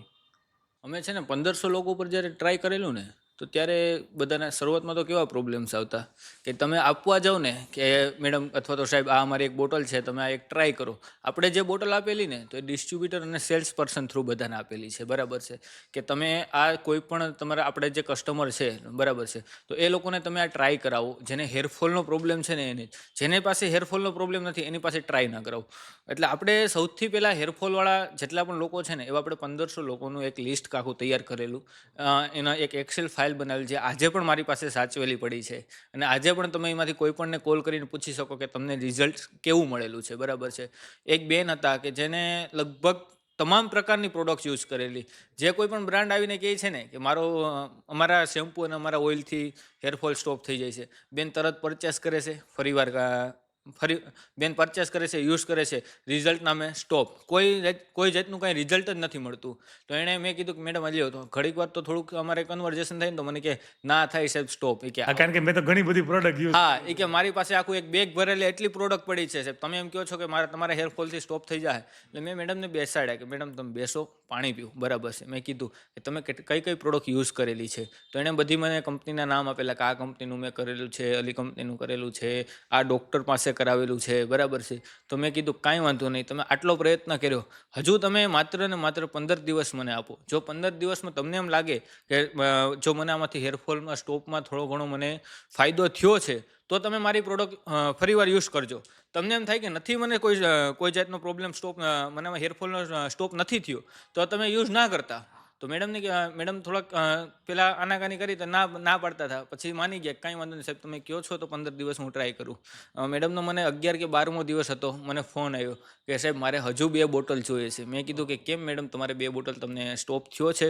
તો સાહેબ 11 કે 12મા દિવસે એનો મને ફોન આવ્યો. મને કીધું કે સાહેબ મને અત્યારે હેરફોલ, હું જ્યારે પણ સવારમાં ઉઠીને મારું હેર કેર કરું છું ને, બરાબર છે, હું માથું ઓળાવું છું ને, તો અત્યારે દાંતિયામાં મને ક્યાંય હેરફોલ આવતો જ નથી. ઓહો, સાવ સાવ બંધ થઈ ગયો. આપણે એમ કીધું તો થોડોક થશે એમ. હા, એટલે આપણે એમ કીધું કે તમે એકવાર ટ્રાય કરી જુઓ. તમે ટ્રાય કરતા તમને જો રિઝલ્ટ નથી મળતું તો ફરીવાર તમે મારી પ્રોડક્ટને ના યુઝ કરતા. તમે ગામમાં કહેજો કે આ પ્રોડક્ટ યુઝ ના કરતા, આમાં રિઝલ્ટ નથી. પણ જો તમને મળે છે રિઝલ્ટ તો તમે 10 જણાને કહેજો. નથી મળતું તો મને કહેજો, બરાબર છે. આપણે એમાં કંઈક સોલ્યુશન લઈ આવશું, આપણે એમાં કંઈક નવું એડ ઓન કરશું કે હજુ જો મારી કોઈ ભૂલ રહી ગઈ છે R&Dમાં, તો મને એમાંથી બેટર કરવાની મને ખબર પડે કે આમાંથી મારે આ બેટર કરવું છે. ગ્રેટ, બહુ સરસ કહેવાય. તમે જે પ્રમાણે વાત કરી એમ કે અમારી પ્રોડક્ટને અમે લાઈફ ટાઈમ કોઈ દિવસ ઓનલાઈન ઉપર નથી જવા દેવાના. બાકી લોકો એમેઝોન, ફ્લિપકાર્ટ આની અંદર ઓનલાઈન પ્રોડક્ટ મૂકે છે, તો તમે એ એમેઝોન, ફ્લિપકાર્ટ ઉપર ઓનલાઈન પ્લેટફોર્મ ઉપર કેમ નથી જવાના તમારા પ્રોડક્ટને લઈને? સાહેબ એનું એક હું તમને રીઝન કહું છું કે જ્યારે પણ કોઈ પણ પ્રોફેશનલ પ્રોડક્ટ હોય છે ને, એ સલૂન કે પાર્લરમાં આવે છે ને, તો કોઈ પણ કંપની આવે અને સલૂન અથવા તો પાર્લરમાં બતાવે છે કે આ મારી પ્રોડક્ટ છે. સલૂન અને પાર્લરવાળા પરચેસ એ પ્રોડક્ટ કરે છે, બરાબર છે. પણ એ ટાઈમે કેવું થાય છે, પ્રોડક્ટ પરચેસ કર્યા પછી એ કંપની 4-6 મહિના કે વર્ષ દિવસની અંદર તમને ઓનલાઈન દેખાય છે. જે કસ્ટમર જે બનાવેલો છે એ સલૂન અથવા પાર્લરે બનાવેલો છે કસ્ટમર, બરાબર છે. તો હવે જે કસ્ટમર એ કસ્ટમર શું કરવાનો, એક વખત પાર્લરેથી લીધું, એને ખબર પડી કે આ કંપનીની બ્રાન્ડ છે, બરાબર, આ કંપની છે, આ બ્રાન્ડ નેમ છે, તરત ગૂગલમાં નાખવાનો. તરત ગૂગલમાં નાખવાનો અને ફટાફટ ઓનલાઈન જવાનું. તો જે કસ્ટમર લઈ આવ્યું છે, હકીકતમાં એની પાસે તો કોઈ ફાયદો નથી. એ તો એક જ વખત કમાય છે, બીજી વખત કમાતો નથી, એને કોઈ ચાન્સ મળતો નથી. તમે જે પ્રમાણે અક્ષયભાઈ કીધું એ પ્રમાણે કે સલૂનને અને ડિસ્ટ્રીબ્યુટર્સને તમે આપશો, તો જે લોકો સલૂન ઓનર છે, એ સલૂન ઓનર છે એ તમારા કસ્ટમર છે કે તમારા પાર્ટનર, એને તમે શું ગણો છો? સલૂન ઓનરને છે ને સાહેબ, હું ક્યારેય મારા કસ્ટમર નથી ગણતો. હું એને એઝ મારા પાર્ટનર ગણું છું. કેમ કે એનો મારો ગ્રોથ ક્યાંથી છે? મારા પાર્ટનર પાસે. યસ, એ લોકો જેટલી વધારે પ્રોડક્ટ વેચશે, જેટલું એ લોકો પ્રોડક્ટને લોકોને સમજાવશે એટલી વધારે. એ લોકો જેટલું પણ એનું પોટેન્શિયલ આપશે, બરાબર છે, આટલું મારી કંપનીને બેનિફિટ છે, મને બેનિફિટ છે, બરાબર છે. એટલે હું ક્યારેય પણ એને એઝ અ કસ્ટમર ક્યારેય નથી જોતો. હું હંમેશા માટે કહું છું કે સલૂન ઓનર, બ્યુટી પાર્લરવાળા બહેનો હોય કે ભાઈ હોય, બરાબર છે, એ મારા એઝ અ પાર્ટનર છે, ક્યારેય કે મારા કસ્ટમર નથી. અને હું ક્યારેય એને એમ નથી કહેતો કે તમે મારા કસ્ટમર છો. હું ક્યારેય કોઈ પોડકાસ્ટમાં, ક્યારેય કોઈ સોશિયલ મીડિયા ઉપર ક્યારેય નથી કીધું કે એ લોકો મારા કસ્ટમર છે. બધા તમારા પાર્ટનર. બધા જ મારા પાર્ટનર છે. ભારતીય સલૂન ઇન્ડસ્ટ્રીનું ભવિષ્ય તમને કેવું લાગે છે? સાહેબ ભારતીય સલૂન ઇન્ડસ્ટ્રીનું ભવિષ્ય છે ને, અત્યારે તમે જોવો ને તો અત્યારે ઇન્ડિયામાં સલૂન માર્કેટ છે જે 80 થી 90 હજાર કરોડ રૂપિયાનું છે, બરાબર છે. તો હવે આગામી સમયમાં હું 2030 સુધીનું કહું છું તો એ માર્કેટ 1,30,000 કરોડની આસપાસ જશે, 100%. અને આજકાલના લોકો છે એ બધાને રૂપાળા જ થવું છે. હા, આજે બધાને જોઈએ છે, બધા સ્કિન કેર. અને એવું નથી કે એક ટાઈમ હતો કે ત્યારે છે ને તમારી પાસે આટલું બધું નોલેજ નહોતું, બરાબર છે, લોકો પાસે આટલા જાગૃત નહોતા કે સ્કિન કેર માટે. અત્યારે બોયઝ છે તો બોયઝ બધા સ્કિન કેર કરે છે, ઘણા બધા બોયઝ કરે છે, વુમન્સ પહેલેથી કેર કરે છે, બરાબર છે. આપણે મેન્સ અથવા બોયઝમાં આપણે નહોતા કરતા, તો અત્યારે બોયઝ માટે, મેન્સ માટે પણ મેકઅપ આવવા વળગી ગયા છે, બરાબર છે. તો હવે થોડી ધીરે ધીરે જેમ જેમ અવેરનેસ વધે છે એમ માર્કેટ પણ થોડુંક વધે છે. અને એમ સલૂન પાર્લરનું પણ ભવિષ્ય બહુ ઉજળું છે. હા, એનું પણ બહુ ઉજળું છે. આજે અક્ષયભાઈ, તમે જે પ્રમાણે કહો છો એ પ્રમાણે કે તમારી ટીમ છે ને તમારી ટીમ થ્રુ તમે કામ કરી રહ્યા છો, તો જ્યારે પણ તમે ટીમ બનાવતા હો ત્યારે તમે એ ટીમની અંદર એની સ્કિલ, એની આવડત જુઓ છો કે પછી એનું માઇન્ડસેટ, એના વિચારને જુઓ છો? સાહેબ હું જ્યારે મારી ટીમમાં કોઈ મારે નવો માણસ એડ ઓન કરવાનો હોય, કોઈ પણ પોઝિશન ઉપર હોય તે, તો હું પહેલાં એનું માઇન્ડસેટ ચેક કરું છું કે જો એ મેન્ટલી સ્ટ્રોંગ માણસ હશે તો એની કામ કરી શકશે. એ મેન્ટલી સ્ટ્રોંગ નથી તો એ તમારી સાથે ક્યારેય કામ નથી કરી અને શકતો. પછી સ્કિલ કોઈ કામની પણ નથી. હું જ્યારે પણ ટીમમાં કોઈ વ્યક્તિને એડ ઓન કરું છું ને, તો ત્યારે હું સૌથી પહેલાં માઇન્ડસેટ જોઉં છું કેમ કે જો મેન્ટલી પ્રિપેર હશે બરાબર છે તો એ તમારી સાથે વર્કિંગ કરી શકશે અને કોઈ પણ પરિસ્થિતિમાં તમારી સાથે વર્કિંગ કરી શકવાનો છે. હું પોતે પણ આજે પણ જે અમારો જે સ્ટાફ છે બરાબર છે એનું દર વીકમાં દર સેટરડે અમારે ફિક્સ છે કે દર સેટરડે 5 વાગ્યાથી લઈને 7 વાગ્યા સુધી કોઈ પણ વર્કિંગ સેલ્સ ફિલ્ડમાં હોય અથવા તો ઓફિસમાં હોય કોઈને પણ ક્યાંય કંઈ પણ વર્કિંગ દર સેટરડેના 5 થી 7 કોઈને વર્કિંગ રહેતું નથી. બધા એક જી મીટ ઉપર હોઈએ છીએ બરાબર છે અને સાથે સાથે આખી ટીમ જી મીટ ઉપર હોય છે અને એમાં એ જ અમારે ડિસ્કશન હોય છે કે આપણે ભવિષ્યમાં શું કરશું, આગળ આપણે શું કરશું બરાબર છે. કોઈને કંઈ હા માર્કેટમાંથી કેવા રિવ્યૂ આવે છે. બીજું ડિસ્કશન અમારે એ પણ હોય છે સ્પેશિયલી કે તમને શું પ્રોબ્લેમ આવે છે, તમે માર્કેટમાં જાઓ છો બરાબર છે તો તમને શું પ્રોબ્લેમ આવે છે, તમારે શું ફેસ કરવું પડે છે. એમાં એનો કોઈ પર્સનલ પ્રોબ્લેમ હોય તો પણ અમને જણાવતો હોય કે સાહેબ મારે આજે આ પ્રોબ્લેમ છે બરાબર છે, મારે આટલું, તો આપણે એનું એ પણ સોલ્યુશન આપીએ છીએ. માર્કેટનો કંઈ પ્રોબ્લેમ હોય, આપણી પ્રોડક્ટમાં કંઈ પ્રોબ્લેમ હોય તો પણ આપણને આઈડિયા આવી જાય છે. એને ખબર નથી કે મારે આ ઓઇલ છે અથવા શેમ્પૂ છે અથવા ટ્રીટમેન્ટ છે અથવા કોઈ પણ પ્રોડક્ટ છે તો મારે કઈ રીતના સેલ કરવી, એની પાસે આટલું નોલેજ ના હોય બરાબર છે તો આપણે એ પણ એને પ્રોવાઈડ કરીએ છીએ કે અથવા તો એને આપણે વર્કશોપ કરીએ છીએ. ઘણીવાર આપણે ક્યારેક 3 મહિને અથવા 4 મહિને એક વર્કશોપે કરીએ છીએ કે સાથે સાથે બધા સેલ્સ પર્સન આવે અને વર્કશોપ પ્રોપર અટેન્ડ કરે, પ્રોપર પ્રોડક્ટ વિશે નોલેજ મેળવે કે જ્યારે એની પાસે નોલેજ હશે ને ત્યારે જે માર્કેટમાં આપવાના છે. એટલે નોલેજ આપવું ફરજિયાત છે. અને એક લીડરની જવાબદારી પણ આવે કે એઝ અ લીડર તમારે એ લોકોને ટ્રેન કરવા જરૂરી છે. કારણ કે જેટલા એ ટ્રેન હશે, કારણ કે એ તમારા બ્રાન્ડ એમ્બેસેડર થયા ને, એ લોકો માર્કેટની અંદર ફરતા હોય એટલે યસ ગ્રેટ. આટલો મોટો બિઝનેસ તમે ચલાવી રહ્યા છો અક્ષયભાઈ, તો બિઝનેસની અંદર ઘણીવાર એવું થતું હોય છે કે આપણું માઇન્ડ પણ ઘણીવાર ટેન્શનની અંદર હોય છે એઝ અ બિઝનેસને લઈને કે ટીમને લઈને. તો એ જ્યારે બિઝનેસનું ટેન્શન તમારી ઉપર હાવી થાય ત્યારે તમે એને હેન્ડલ કઈ રીતે કરો? મેં તમને પહેલાં કીધું એમ કે બિઝનેસમાં તમે આવો છો ને તો તમે 24 અવર્સ તમે જોબમાં જ છો. તમારો કોઈ ટાઈમિંગ ફિક્સ ત્યાં હોતો નથી બરાબર છે. હવે હું જ્યારે આવું છું ને કે મારે 24 કલાક હું દઉં છું તો મારું એક રૂટીન છે કે હું સવારે 8 વાગે ઉઠું છું, 9 વાગે હું ઓફિસે હોઉં છું, 9 થી 12 હું મારા વર્કિંગમાં હોઉં છું બરાબર છે, 12 થી 2 મારો બ્રેક રહે છે. તો એક તો મારું રૂટીન હોય છે. બીજું એ કે હું એક તો તમારું ડેઇલીનું ટાઈમ ટેબલ બરાબર છે. સેકન્ડ કે તમારી ફિટનેસ, ફિટ રહેવું બહુ જરૂરી છે બરાબર છે. કેમ કે તમારે બહાર ટ્રાવેલિંગ કરવાનું થતું હોય તો તમે વારંવાર બીમારને પડતા હોય તો એના માટે થઈને એક ફિટનેસ અને એક સાયલેન્સ, કે એ 3 વસ્તુ હોય ને તમારી પાસે, એક તમારું ટાઈમ ટેબલ, એક તમારી ફિટનેસ અને એક સાયલેન્સ, એટલે તમને ક્યારેય કોઈ પ્રોબ્લેમ નથી આવતો અને તમને ક્યારેય સ્ટ્રેસ પણ ઓછો રહે, બહુ ઓછો સ્ટ્રેસ. ઘણું ટેન્શન ઓછું થઈ જાય. કારણ કે ફિટનેસ અને સાયલેન્સ છે ને એની અંદર બહુ તાકાત છે. કારણ કે જ્યારે પણ તમે ફિટનેસની અંદર જીમ કરો છો કે કોઈ પણ યોગા કરો છો, પ્રાણાયામ કરો છો, એટલે તમારા મગજ સુધી એ શુદ્ધિકરણ પહોંચે છે. અને સાયલેન્સ એટલે કે મૌનની અંદર પણ એટલું તાકાત છે. Yes great.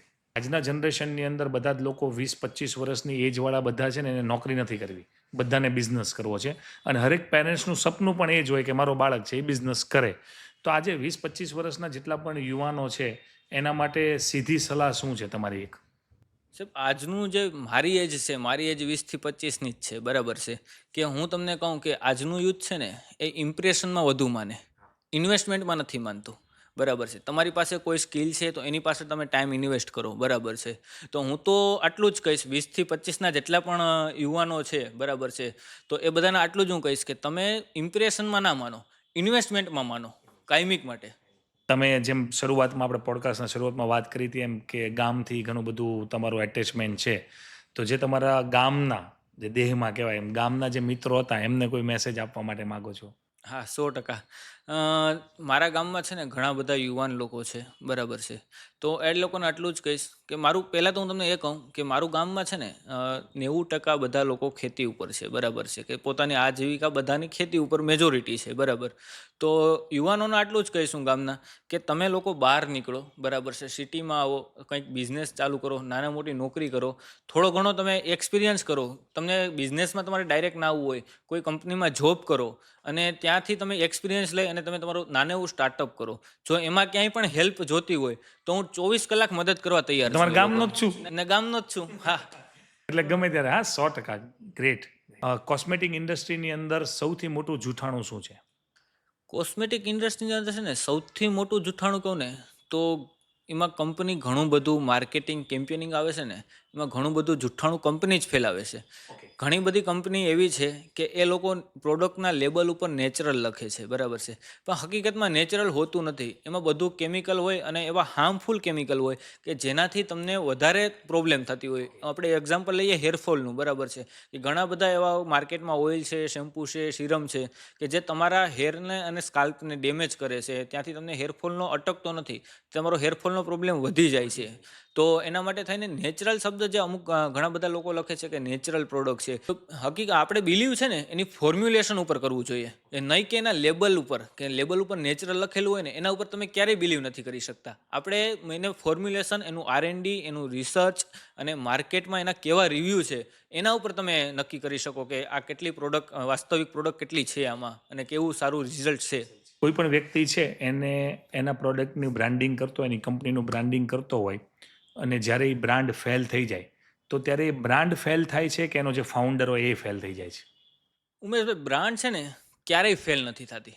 તમે જે શરૂઆત કરો છો તો તમે એક સારા વિચારથી કરેલી હોય છે કે તમારે કંઈક સમાજને કંઈક સારું આપવું છે, બરાબર છે, તમે એ વિચારથી તમે તમારી બ્રાન્ડ સ્ટાર્ટ કરી હોય છે. તમે કોઈ ખરાબ વસ્તુ તો આપવા તમે સ્ટાર્ટ કરતા નથી. તો હું તો માનું છું કે બ્રાન્ડ ક્યારેય ફેલ નથી થતી. ફેલ થાય છે માત્ર ને માત્ર ફાઉન્ડર. અને ફાઉન્ડર ત્યારે ફેલ થાય છે જ્યારે પોતાના બિઝનેસમાં એ નવા એક્સક્યુઝ આપતા હોય કે મારે આ નથી થતું, ઓલું નથી થતું. એવા નવા એક્સક્યુઝ જ્યારે આપે છે ને ત્યારે બ્રાન્ડ ફેલ થાય છે. બાકી બ્રાન્ડ ક્યારેય ફેલ નથી થતી. અ, અક્ષયભાઈ, મેં ઘણી જગ્યા ઉપર જોયું છે, સોશિયલ મીડિયાના બધી જગ્યા ઉપર, કે રાતોરાત પૈસાવાળા બની જાઓ ને રાત્રે ને રાત્રે સક્સેસફુલ થઈ જાઓ ને, રાત્રે સુવો છો ને સવારે ઉઠો તો સોનાનો સૂરજ ઉગે ને ઓલા કપડાં ઉઠાવવા માંડો ને. તો આ જે ઓવરનાઇટ સક્સેસ છે એ શું લાગે છે, બહુ મોટો સ્કેમ છે? સાહેબ, ઓવરનાઇટ સક્સેસ છે ને એ કોઈ સ્કેમ નથી. ઓવરનાઇટ સક્સેસની પાછળના જે 5 વર્ષ દીધા છે ને એ કોઈ જોતું નથી, બરાબર છે. તમે ફેમસ રાતોરાત થયા છો, પણ તમારી પાછળના જે 5 વર્ષ જે તમારા પોતાના લોકો છે એને ખબર છે કે સ્ટ્રગલની જર્ની કોઈને નથી ખબર, કોઈને નથી. સક્સેસની સીધી ખબર છે કે હાલો આ સક્સેસ થઈ આ સક્સેસ છે, બરાબર છે. તમારું સ્ટ્રગલ કોઈ ક્યારેય નથી જોતું. અને જોઈશે શું કે ઓવરનાઇટ આ તો ફેમસ થઈ ગયો છે, ઓવરનાઇટ જેવું ક્યારેય હોતું જ નથી કંઈ.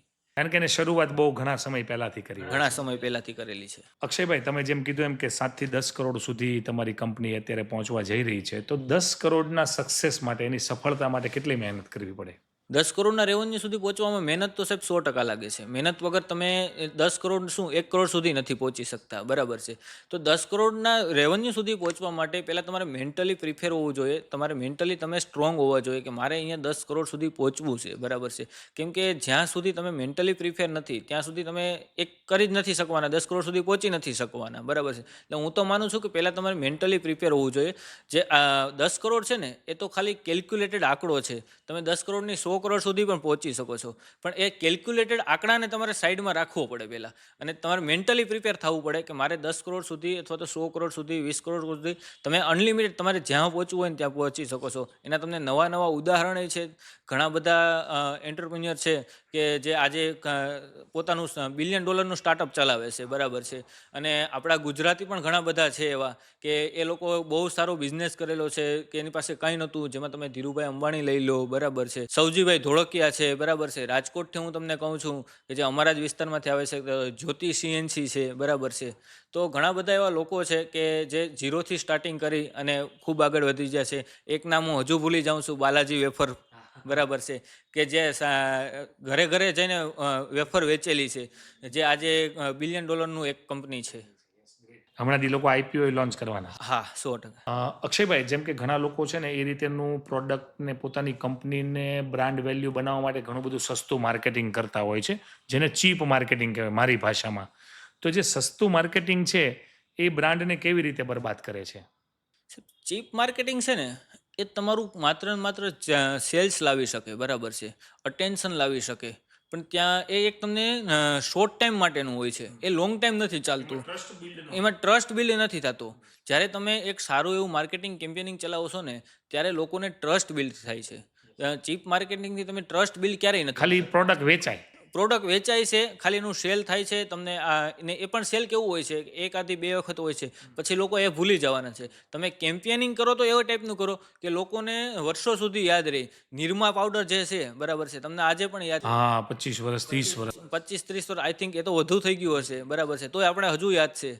હવે આજનું જે યુથ છે, આજના જે યુવાનો હોય, એ લોકો કોઈ પણ બિઝનેસનું સ્ટાર્ટઅપ કરે. લગભગ હું તમને કહું ને કે સવારથી સાંજ પડે ને તો લાખો બિઝનેસીસ સ્ટાર્ટઅપ થાય છે વર્લ્ડમાં, અને લાખો બંધ થઈ જાય છે સાંજે ને સાંજે. 11 કલાકનો જેનો ટાઈમ રેશિયો છે. આમ લાખો શરૂઆત થાય છે અને આમ લાખો બંધ થઈ જાય છે. તો આજનો જે યુવા છે એ ફટાફટ ગીવ અપ કેમ કરી લે છે? આજનો જે યુવા છે ને, એની પાસે એક તો સ્કિલનો અભાવ છે, એક્સપિરિયન્સનો અભાવ છે, બરાબર છે. કોકનું જોઈને ચાલુ કરેલો બિઝનેસ ક્યારેય ચાલવાનો નથી. હા, એને કીધું કે આનું બહુ હાલે છે ને તો આવું હું કરી નાખું. હા, હું કરી નાખું. તો એ કોકનું જોઈને તમે નથી કરી શકતા. તમારી પાસે શું સ્કિલ છે, તમારી પાછળ કેટલા લોકો, તમે કેટલા લોકો સુધી પહોંચી શકો છો, તો એ પણ તમારે એક જોવાનું છે. તમે આજના બિઝનેસ પાસે સ્કિલ નથી, એક્સપિરિયન્સ નથી, બરાબર છે, અને આજે તમે કોઈ પણ બિઝનેસમાં જાઓ, એ જો હું તમને એમ કહું કે તમે સોનું આપો ને વેચવા, બરાબર છે, તો તમે સોનું નથી વેચી શકવાના. એક્સપિરિયન્સ વગર કોઈ નથી વેચી શકવાનું. હું તમને આપું કે આ લ્યો ગોલ્ડ સાહેબ, આ છે 20 ગ્રામ, બરાબર છે, ને આ મારે તમને વેચવાનું છે, તો તમે એમાં સામે ક્વેશ્ચન કરવાના કે આની પ્યોરિટી શું છે, આનો શેપ કેવા છે, આની શું ભાવ શું છે. તમારી પાસે કોઈ જાતનો એક્સપિરિયન્સ નથી, તમે આગળ વધી જ નથી શકવાના. 100%. આપણે જે કંપનીનું નામ ઓરેન્ઝા છે, એની પાછળનું શું કારણ છે? ઓરેન્જાનું સાહેબ છે ને, ઓરેન્જા તમે વર્ડ જોઉં ને તો ઓરા, બરાબર છે, ઓરા. ઓરા એક અદૃશ્ય શક્તિ છે, અને એને લેટિન ભાષામાં આપણે છે ને ઓરેન્જા કહેવાય છે, બરાબર. અને બીજું ઓરેન્જાનો મિનિંગ ગોલ્ડન એ થાય છે, કે ઓરેન્જા મીન્સ ગોલ્ડન, બરાબર છે, તો એના માટે થઈને આપણે રાખેલું છે ઓરેન્જા. ક્યારેય પણ કોઈ પણ બિઝનેસ આપણે શરૂઆત કરતા હોઈએ અને જ્યારે એક સફળતા સુધી પહોંચી જઈએ ને, ત્યારે એક વસ્તુ ભૂલી જઈએ છે કે આધ્યાત્મિક શક્તિનો પણ ઘણો બધો રોલ હોય છે. તો તમારા જીવનની અંદર આધ્યાત્મિક શક્તિનો શું રોલ છે? સાહેબ, હું ભગવાન શ્રી કૃષ્ણમાં છે ને બહુ બધું બિલીવ કરું છું, બરાબર છે. તો હું હંમેશના માટે માનું છું કે ક્યાંક ને ક્યાંક મારી પાછળ ભગવાનનો હાથ છે. કે હું આજે પણ જે કંઈ પણ બિઝનેસ કરું છું, આજે કોઈ મારે નાનો મોટો કોઈ પણ ઓર્ડર આવે છે, તો એમાંથી મને ક્યાંક ને ક્યાંક ભગવાનનું મારી ઉપર પ્રાર્થના, હું એટલી પ્રાર્થનાય મારી હોય છે, બરાબર છે, કે હું ભગવાન ઉપર બિલીવ કરું છું, હું પ્રાર્થનાય કરું છું કે ક્યાંક ને ક્યાંક ભગવાનનો મારી ઉપર હાથ છે. એના વગર પોસિબલ નથી. તમે મહેનત ગમે એટલી કરી લો, પણ તમારા નસીબમાં જો સારું નથી લખેલું ને, તો એ તમને મળવાનું નથી, બરાબર છે. તો એટલા માટે હું કહું છું કે મારા નસીબ ક્યાંક ને ક્યાંક એટલા સારા લખાયેલા છે કે ક્યાંક મારા ફેમિલીએ ક્યાંક એવું કંઈક કરેલું હશે, પૂર્વજોએ કંઈક એવું કંઈક કામ કરેલું હશે કે જેના થકી મને આજે એક સારી એવી લાઈફ મળે છે. પછી તમારા જેમ કીધું કે મધર ફાધર એટલે કે મમ્મી પપ્પા ગામડે ખેતી કરે છે, તો જ્યારે તમે આ સફળ થાવ ત્યારે ગામડે દેહમાં જાતા હશો, આમ કેવું ફિલિંગ હોય એ લોકોના નજરની અંદર? કારણ કે આપણું બાળક એક સ્ટેજ સુધી પહોંચી જાય ને એટલે એ લોકો કેવું હોય કે ખુશીના આંસુ હોય, રેડી ન હોય કે પણ તમને આમ દેખાઈ જાય દેખાય છે. એમ. તો એ કેવું છે? ના, હું આજે પણ ગામડે જાઉં છું ને, તો મારો જે મિત્ર સર્કલ છે ને, તો એ આજે પણ કહે છે કે હવે તું મોટો થઈ ગયો છે, હવે પૈસાવાળો થઈ ગયો છે, બરાબર છે. પણ હકીકતમાં એવું કંઈ મારા માઇન્ડથી ન હોય. હું તે દિવસે પણ એને એ જ નજરે જોતો હતો, આજે પણ એ જ મારો મિત્ર છે, એ જ નજરે હું જોઉં છું. એને ક્યારેય પણ અડધી રાતે પણ મને મારી જરૂર પડે તો મને 2 ધડક બિંદાસ કોલ કરી શકે કે મારે આ ભાઈ જરૂર છે, બરાબર છે, તારાથી જો પોસિબલ હોય તો તું કરી દે. તો આપણાથી જે પણ વસ્તુ પોસિબલ છે ને, તો આપણે એને તાત્કાલિક કરી દેશું, બરાબર. પછી જેમ કે તમે કીધું એમ કે મને તો હમણાં પોડકાસ્ટથી ખબર પડી કે હજી 20-25 વર્ષની વચ્ચેની રેન્જમાં જ તમે આવો છો. આટલી નાની ઉંમરે લોકો છે ને, જે ઓલું કહેવાય ને ઈશ્કનું ભૂત ચડેલું હોય. લોકો બોયફ્રેન્ડ ગર્લફ્રેન્ડોમાં, અફેરોમાં, ઇશ્કમાં, કેફેમાં ને સારી સારી ગાડીઓ લઈને ફરતા હોય, રખડતા હોય, કે જેમનું પરિવાર સારા સદ્ધર ઘરેથી છે, એને એ બધી વસ્તુ પ્રોવાઈડ થતી હોય એટલે એ લઈને રખડતા હોય એમ. તમે મીડિયમ કીધું એમ કે મિડલ ક્લાસથી છો, તો મિડલ ક્લાસથી તમને કોઈ દિવસ એવું ન થાય કે મારે આવી લાઈફ જીવવી છે? સાહેબ, જો હું એવી લાઈફ જીવવા જાઉં ને એ લોકો જેવી, તો હું કદાચ આ લાઈને હોત જ નહીં. ને હું એમ નથી કહેતો કે એ વસ્તુ ખરાબ છે અથવા તો ખોટી છે, બરાબર છે. જો એક છોકરાની પાછળ કોઈ સારી છોકરી હોય ને, તો એને એ રંકમાંથી રાજાઈ બનાવી શકે. એટલા માટે હું કહું છું કે સારી સંગત છે ને હંમેશના માટે લેવી જોઈએ. ખરાબ પાત્ર સારું હોવું જોઈએ તમારું સામેવાળું. ખરાબ સંગત ક્યારેય પણ નહીં. એવું નથી કે બોયફ્રેન્ડ ગર્લફ્રેન્ડમાં તમારું મિત્ર સર્કલ, તમારા ઉઠક બેઠક, તમારો જે પાર્ટનર છે એની સાથે તમારી સંગત હંમેશના માટે સારી લેવી જોઈએ. હવે સંગતની જ વાત કરીએ છીએ તો શું લાગે તમને, જેમ કે હું મારા વિચારો તમને કહું કે 5 એવા મિત્ર છે કે જેની પાસે કાંઈ નથી, બરાબર? નકરા ઓટલા જ તોડવાના છે. અને 2 એવા વ્યક્તિ છે જે અજાણ્યા છે પણ કરોડપતિ છે. તો એ 2 અજાણ્યા વ્યક્તિની વચ્ચે બેસવું સારું કે આ 5 મિત્રો સાથે સારું? હું તો કહું છું 5 મિત્રની સાથે બેસવું સારું. જે અજાણ્યા છે એને તમે ઓળખતા નથી, એ તમને ઓળખતા નથી. કાલ સવારે તમને કઈ સારી લાઈન આપે છે, ખરાબ લાઈન આપે છે, તમને ખબર નથી. પણ તમારી સાથે જે 5 મિત્ર સાવ એની પાસે કંઈ નથી, ખીચું ખાલી હશે પણ દિલ મોટું હશે એનું. એટલે હું તો એમ કહું છું કે તમારી પાસે જે સારા 5 મિત્ર છે ને એની સાથે બેસો. અજાણ્યા માણસ સાથે અને ખરાબ વર્તનવાળા લોકો સાથે તમે ન બેસો. હવે ઉંમર તમારી નાની છે એટલે ઘણીવાર એવું થતું હોય કે દુનિયામાં તમને એવું લાગે કે કાંઈ નથી ને બધું ખતમ થઈ ગયું, કે અમુક એવા જીવનમાં ભગવાન આપણી પરીક્ષા લે કે ઘણા દિવસો એવા આવી જાય, ઘણા વિચારો એવા આવી જાય, તો તે દિવસે તમે કોની પાસે સહારો લો છો? ગર્લફ્રેન્ડ હોય તો ગર્લફ્રેન્ડ પાસે જાય લોકો, નહીંતર મમ્મી પપ્પા, ફાધર મધર હોય ફ્રેન્ડ જેવા તો એની પાસે જાય. તો કોઈક દિવસ એવો ખાલીપો લાગે અંદરથી કે કોઈ નથી, તો ત્યારે તમે કોનો સહારો લ્યો? સાહેબ અમુક વસ્તુ છે ને એ તમે તમારા ફેમિલીને નથી કહી શકતા, બરાબર છે. તો તમે એના માટે તમારી પાસે એવો મિત્ર હોવો જોઈએ, બરાબર છે, કે જેને તમે બે ધડક કહી શકો કે ભાઈ મારે આ પ્રોબ્લેમ છે તો તું શું આનું સોલ્યુશન મને કરીને આપીશ, બરાબર છે. અથવા તો મારે આમાંથી કેમ બહાર નીકળવું, તો એ તમને મિત્ર જે ભાષામાં સમજાવશે ને એ ભાષામાં તમને લગભગ કોઈ નહીં સમજાવી શકે. એવો એક કહે છે ને કે એક મમ્મી તમારા હોય છે એ તમારા બાળપણથી એક તમારા ટીચર જ હોય છે, બરાબર છે. તો એ ટાઈપનો તમારો જે મિત્ર હોય છે ને એ એઝ અ ટીચર એ તમને કોઈ પણ કદાચ ગાળો બોલીને તમને સમજાવશે ને તો તમને એનું ખોટું નહીં લાગે અને એ તમને ખરાબ રસ્તા નહીં લઈ જાય. મારી જિંદગીમાં હું કહું છું ને કે આજે પણ મારે કંઈ પણ એવો પ્રોબ્લેમ હોય છે ને, ઇવન મારા ફેમિલીનો કંઈ પ્રોબ્લેમ હોય છે ને, તો જે હું ડિસ્કસ કરું છું ને તો એ મારા મિત્રો સાથે ડિસ્કસ કરું છું કે ભાઈ આ મારે પ્રોબ્લેમ છે, તું મને સોલ્યુશન કરીને આપ. અને મારા મિત્રો એવા છે, એક મિત્ર હું તમને કહું છું, મેં તેનું અગાઉ પોડકાસ્ટમાં કીધેલું છે, હર્ષ ગઢવી, કે એ જુનાગઢ રહે છે, મેડિકલનો બિઝનેસ કરે છે. હું ફોન કરું કે ભાઈ આ પ્રોબ્લેમ છે, આપણે શું કરશું, તો કહે છે કાંઈ વાંધો નહીં, હું રાજકોટ આવું, બરાબર છે. તો એ રાજકોટ આવે, હું, હર્ષ અને રવિ અમે ત્રણેય સાથે બેસીએ રાતે 2 વાગે 3 વાગે, અને જે કંઈ પણ પ્રોબ્લેમ હોય એ કોઈ પૈસા બાબતનો હોય, કોઈ ફેમિલી કોઈ ઇસ્યુ હોય, કોઈ બિઝનેસ બાબતનો હોય, કોઈ પણ પ્રશ્ન હોય, અમે એ લોકો રાતે ને રાતે ડિસ્કસ કરીએ, રાતે ને રાતે એનું સોલ્યુશન નીકળે અને એ 100% સચોટ સોલ્યુશન હોય. ખૂબ સરસ, ખૂબ સરસ. કારણ કે મિત્રો છે એ તે તમને જીવનની દોર છે, સમજો ને, સાચો રસ્તો બતાવે તો. ઘણીવાર એવું થાય કે બધા લોકો છે ને એ થાકી જાય છે, હારી જાય છે, જેની પાસે કોઈ એવો મિત્ર નથી, કે જેની પાસે કોઈ એવું સપોર્ટિંગ રોલ નથી કે જેને કહી શકે, તો એ અંદરને અંદર ભરી રાખે અને એનો છેલ્લો રસ્તો એ અપનાવે છે સુસાઇડ. તો આત્મહત્યાના આટલા બધા કેસો બને છે, એના વિશે તમારું શું કહેવું? સાહેબ, આત્મહત્યા કરવી ને એ કોઈ અંત નથી, બરાબર છે. હું તો માનું છું કે તમારે થોડું ઘણું લડવું પડે દુનિયા સામે, સમાજ સામે, બરાબર છે. તમારે આગળ વધવું છે તો તમે લડત આપ્યા વગર તમે ક્યારેય આગળ નથી વધી શકતા, બરાબર છે.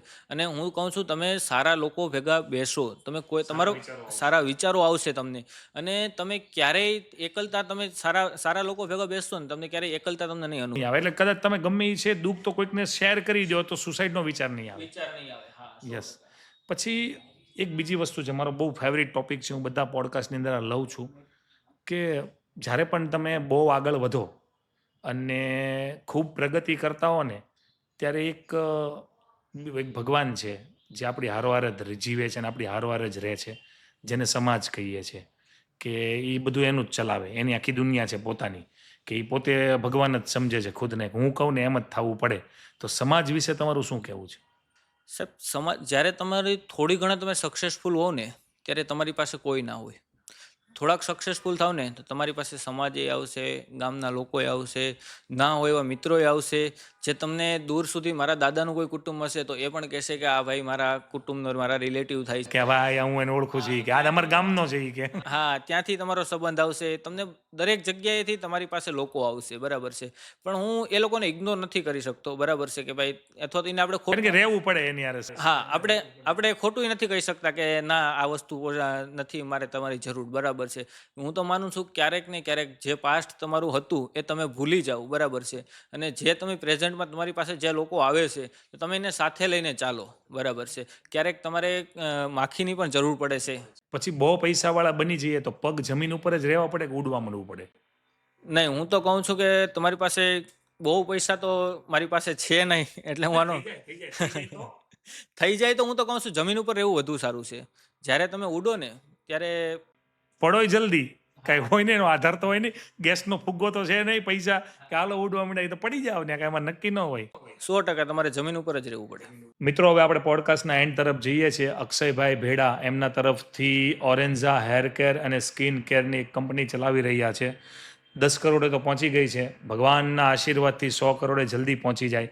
અને ખૂબ સરસ વાતો કરી પોડકાસ્ટની અંદર, અને ઘણું બધું મને જાણવા મળ્યું કે હેરફોલ અને સ્કિન કેરની અંદર પણ આવી બધી ટ્રીટમેન્ટો, આવી બધી પ્રોડક્ટો આવે છે, અને અત્યારની કોસ્મેટિક માર્કેટિંગની અંદર ઘણું બધું ખોટું પણ થઈ રહ્યું છે.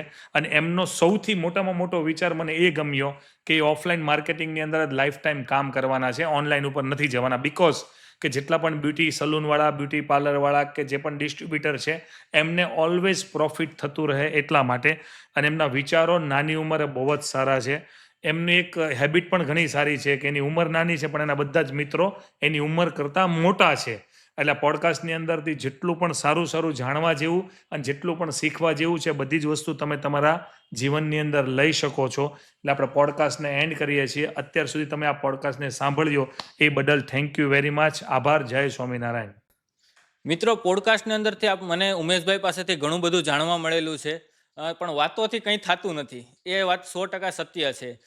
કોઈ પણ બ્યુટી પાર્લર અથવા તો સલૂન ઓનરને ક્યારેય પણ કોઈ પણ પ્રોબ્લેમ હોય તો બે ધડક બે ઝીઝક મને કોલ કરી શકે છે. મારા નંબર પણ હું નીચે આપી દઉં છું, 6355023031. એવું નથી કે તમે ઓરેન્જાની પ્રોડક્ટ પરચેસ કરો છો તો જ તમને નોલેજ મળશે. તમે ઓરેન્જા વગર પણ કોઈ પણ પ્રોડક્ટ તમે પરચેસ કરો છો, બહારની કોઈ કંપનીની કરો છો, બરાબર છે, તમને બે ધડક કોઈ પણ ક્યારેય પણ કંઈ પણ ક્વેશ્ચન હોય તો મને ફોન કરી શકો છો, મને વોટ્સઅપ ઉપર મેસેજ કરી શકો છો, અને હું તમારી 100% હેલ્પ કરીશ એમાં. અને સાથે મળીને આપણે ગ્રો કરીએ. ઓરેન્જા કંપનીની તમારે કોઈ પણ પ્રોડક્ટ પરચેસ કરવી હોય તો મારા નંબર આપેલા છે, એની અંદર તમે કોન્ટેક્ટ કરી શકો છો, વાતચીત કરી શકો છો, પ્રોડક્ટનું નોલેજ મેળવી શકો છો.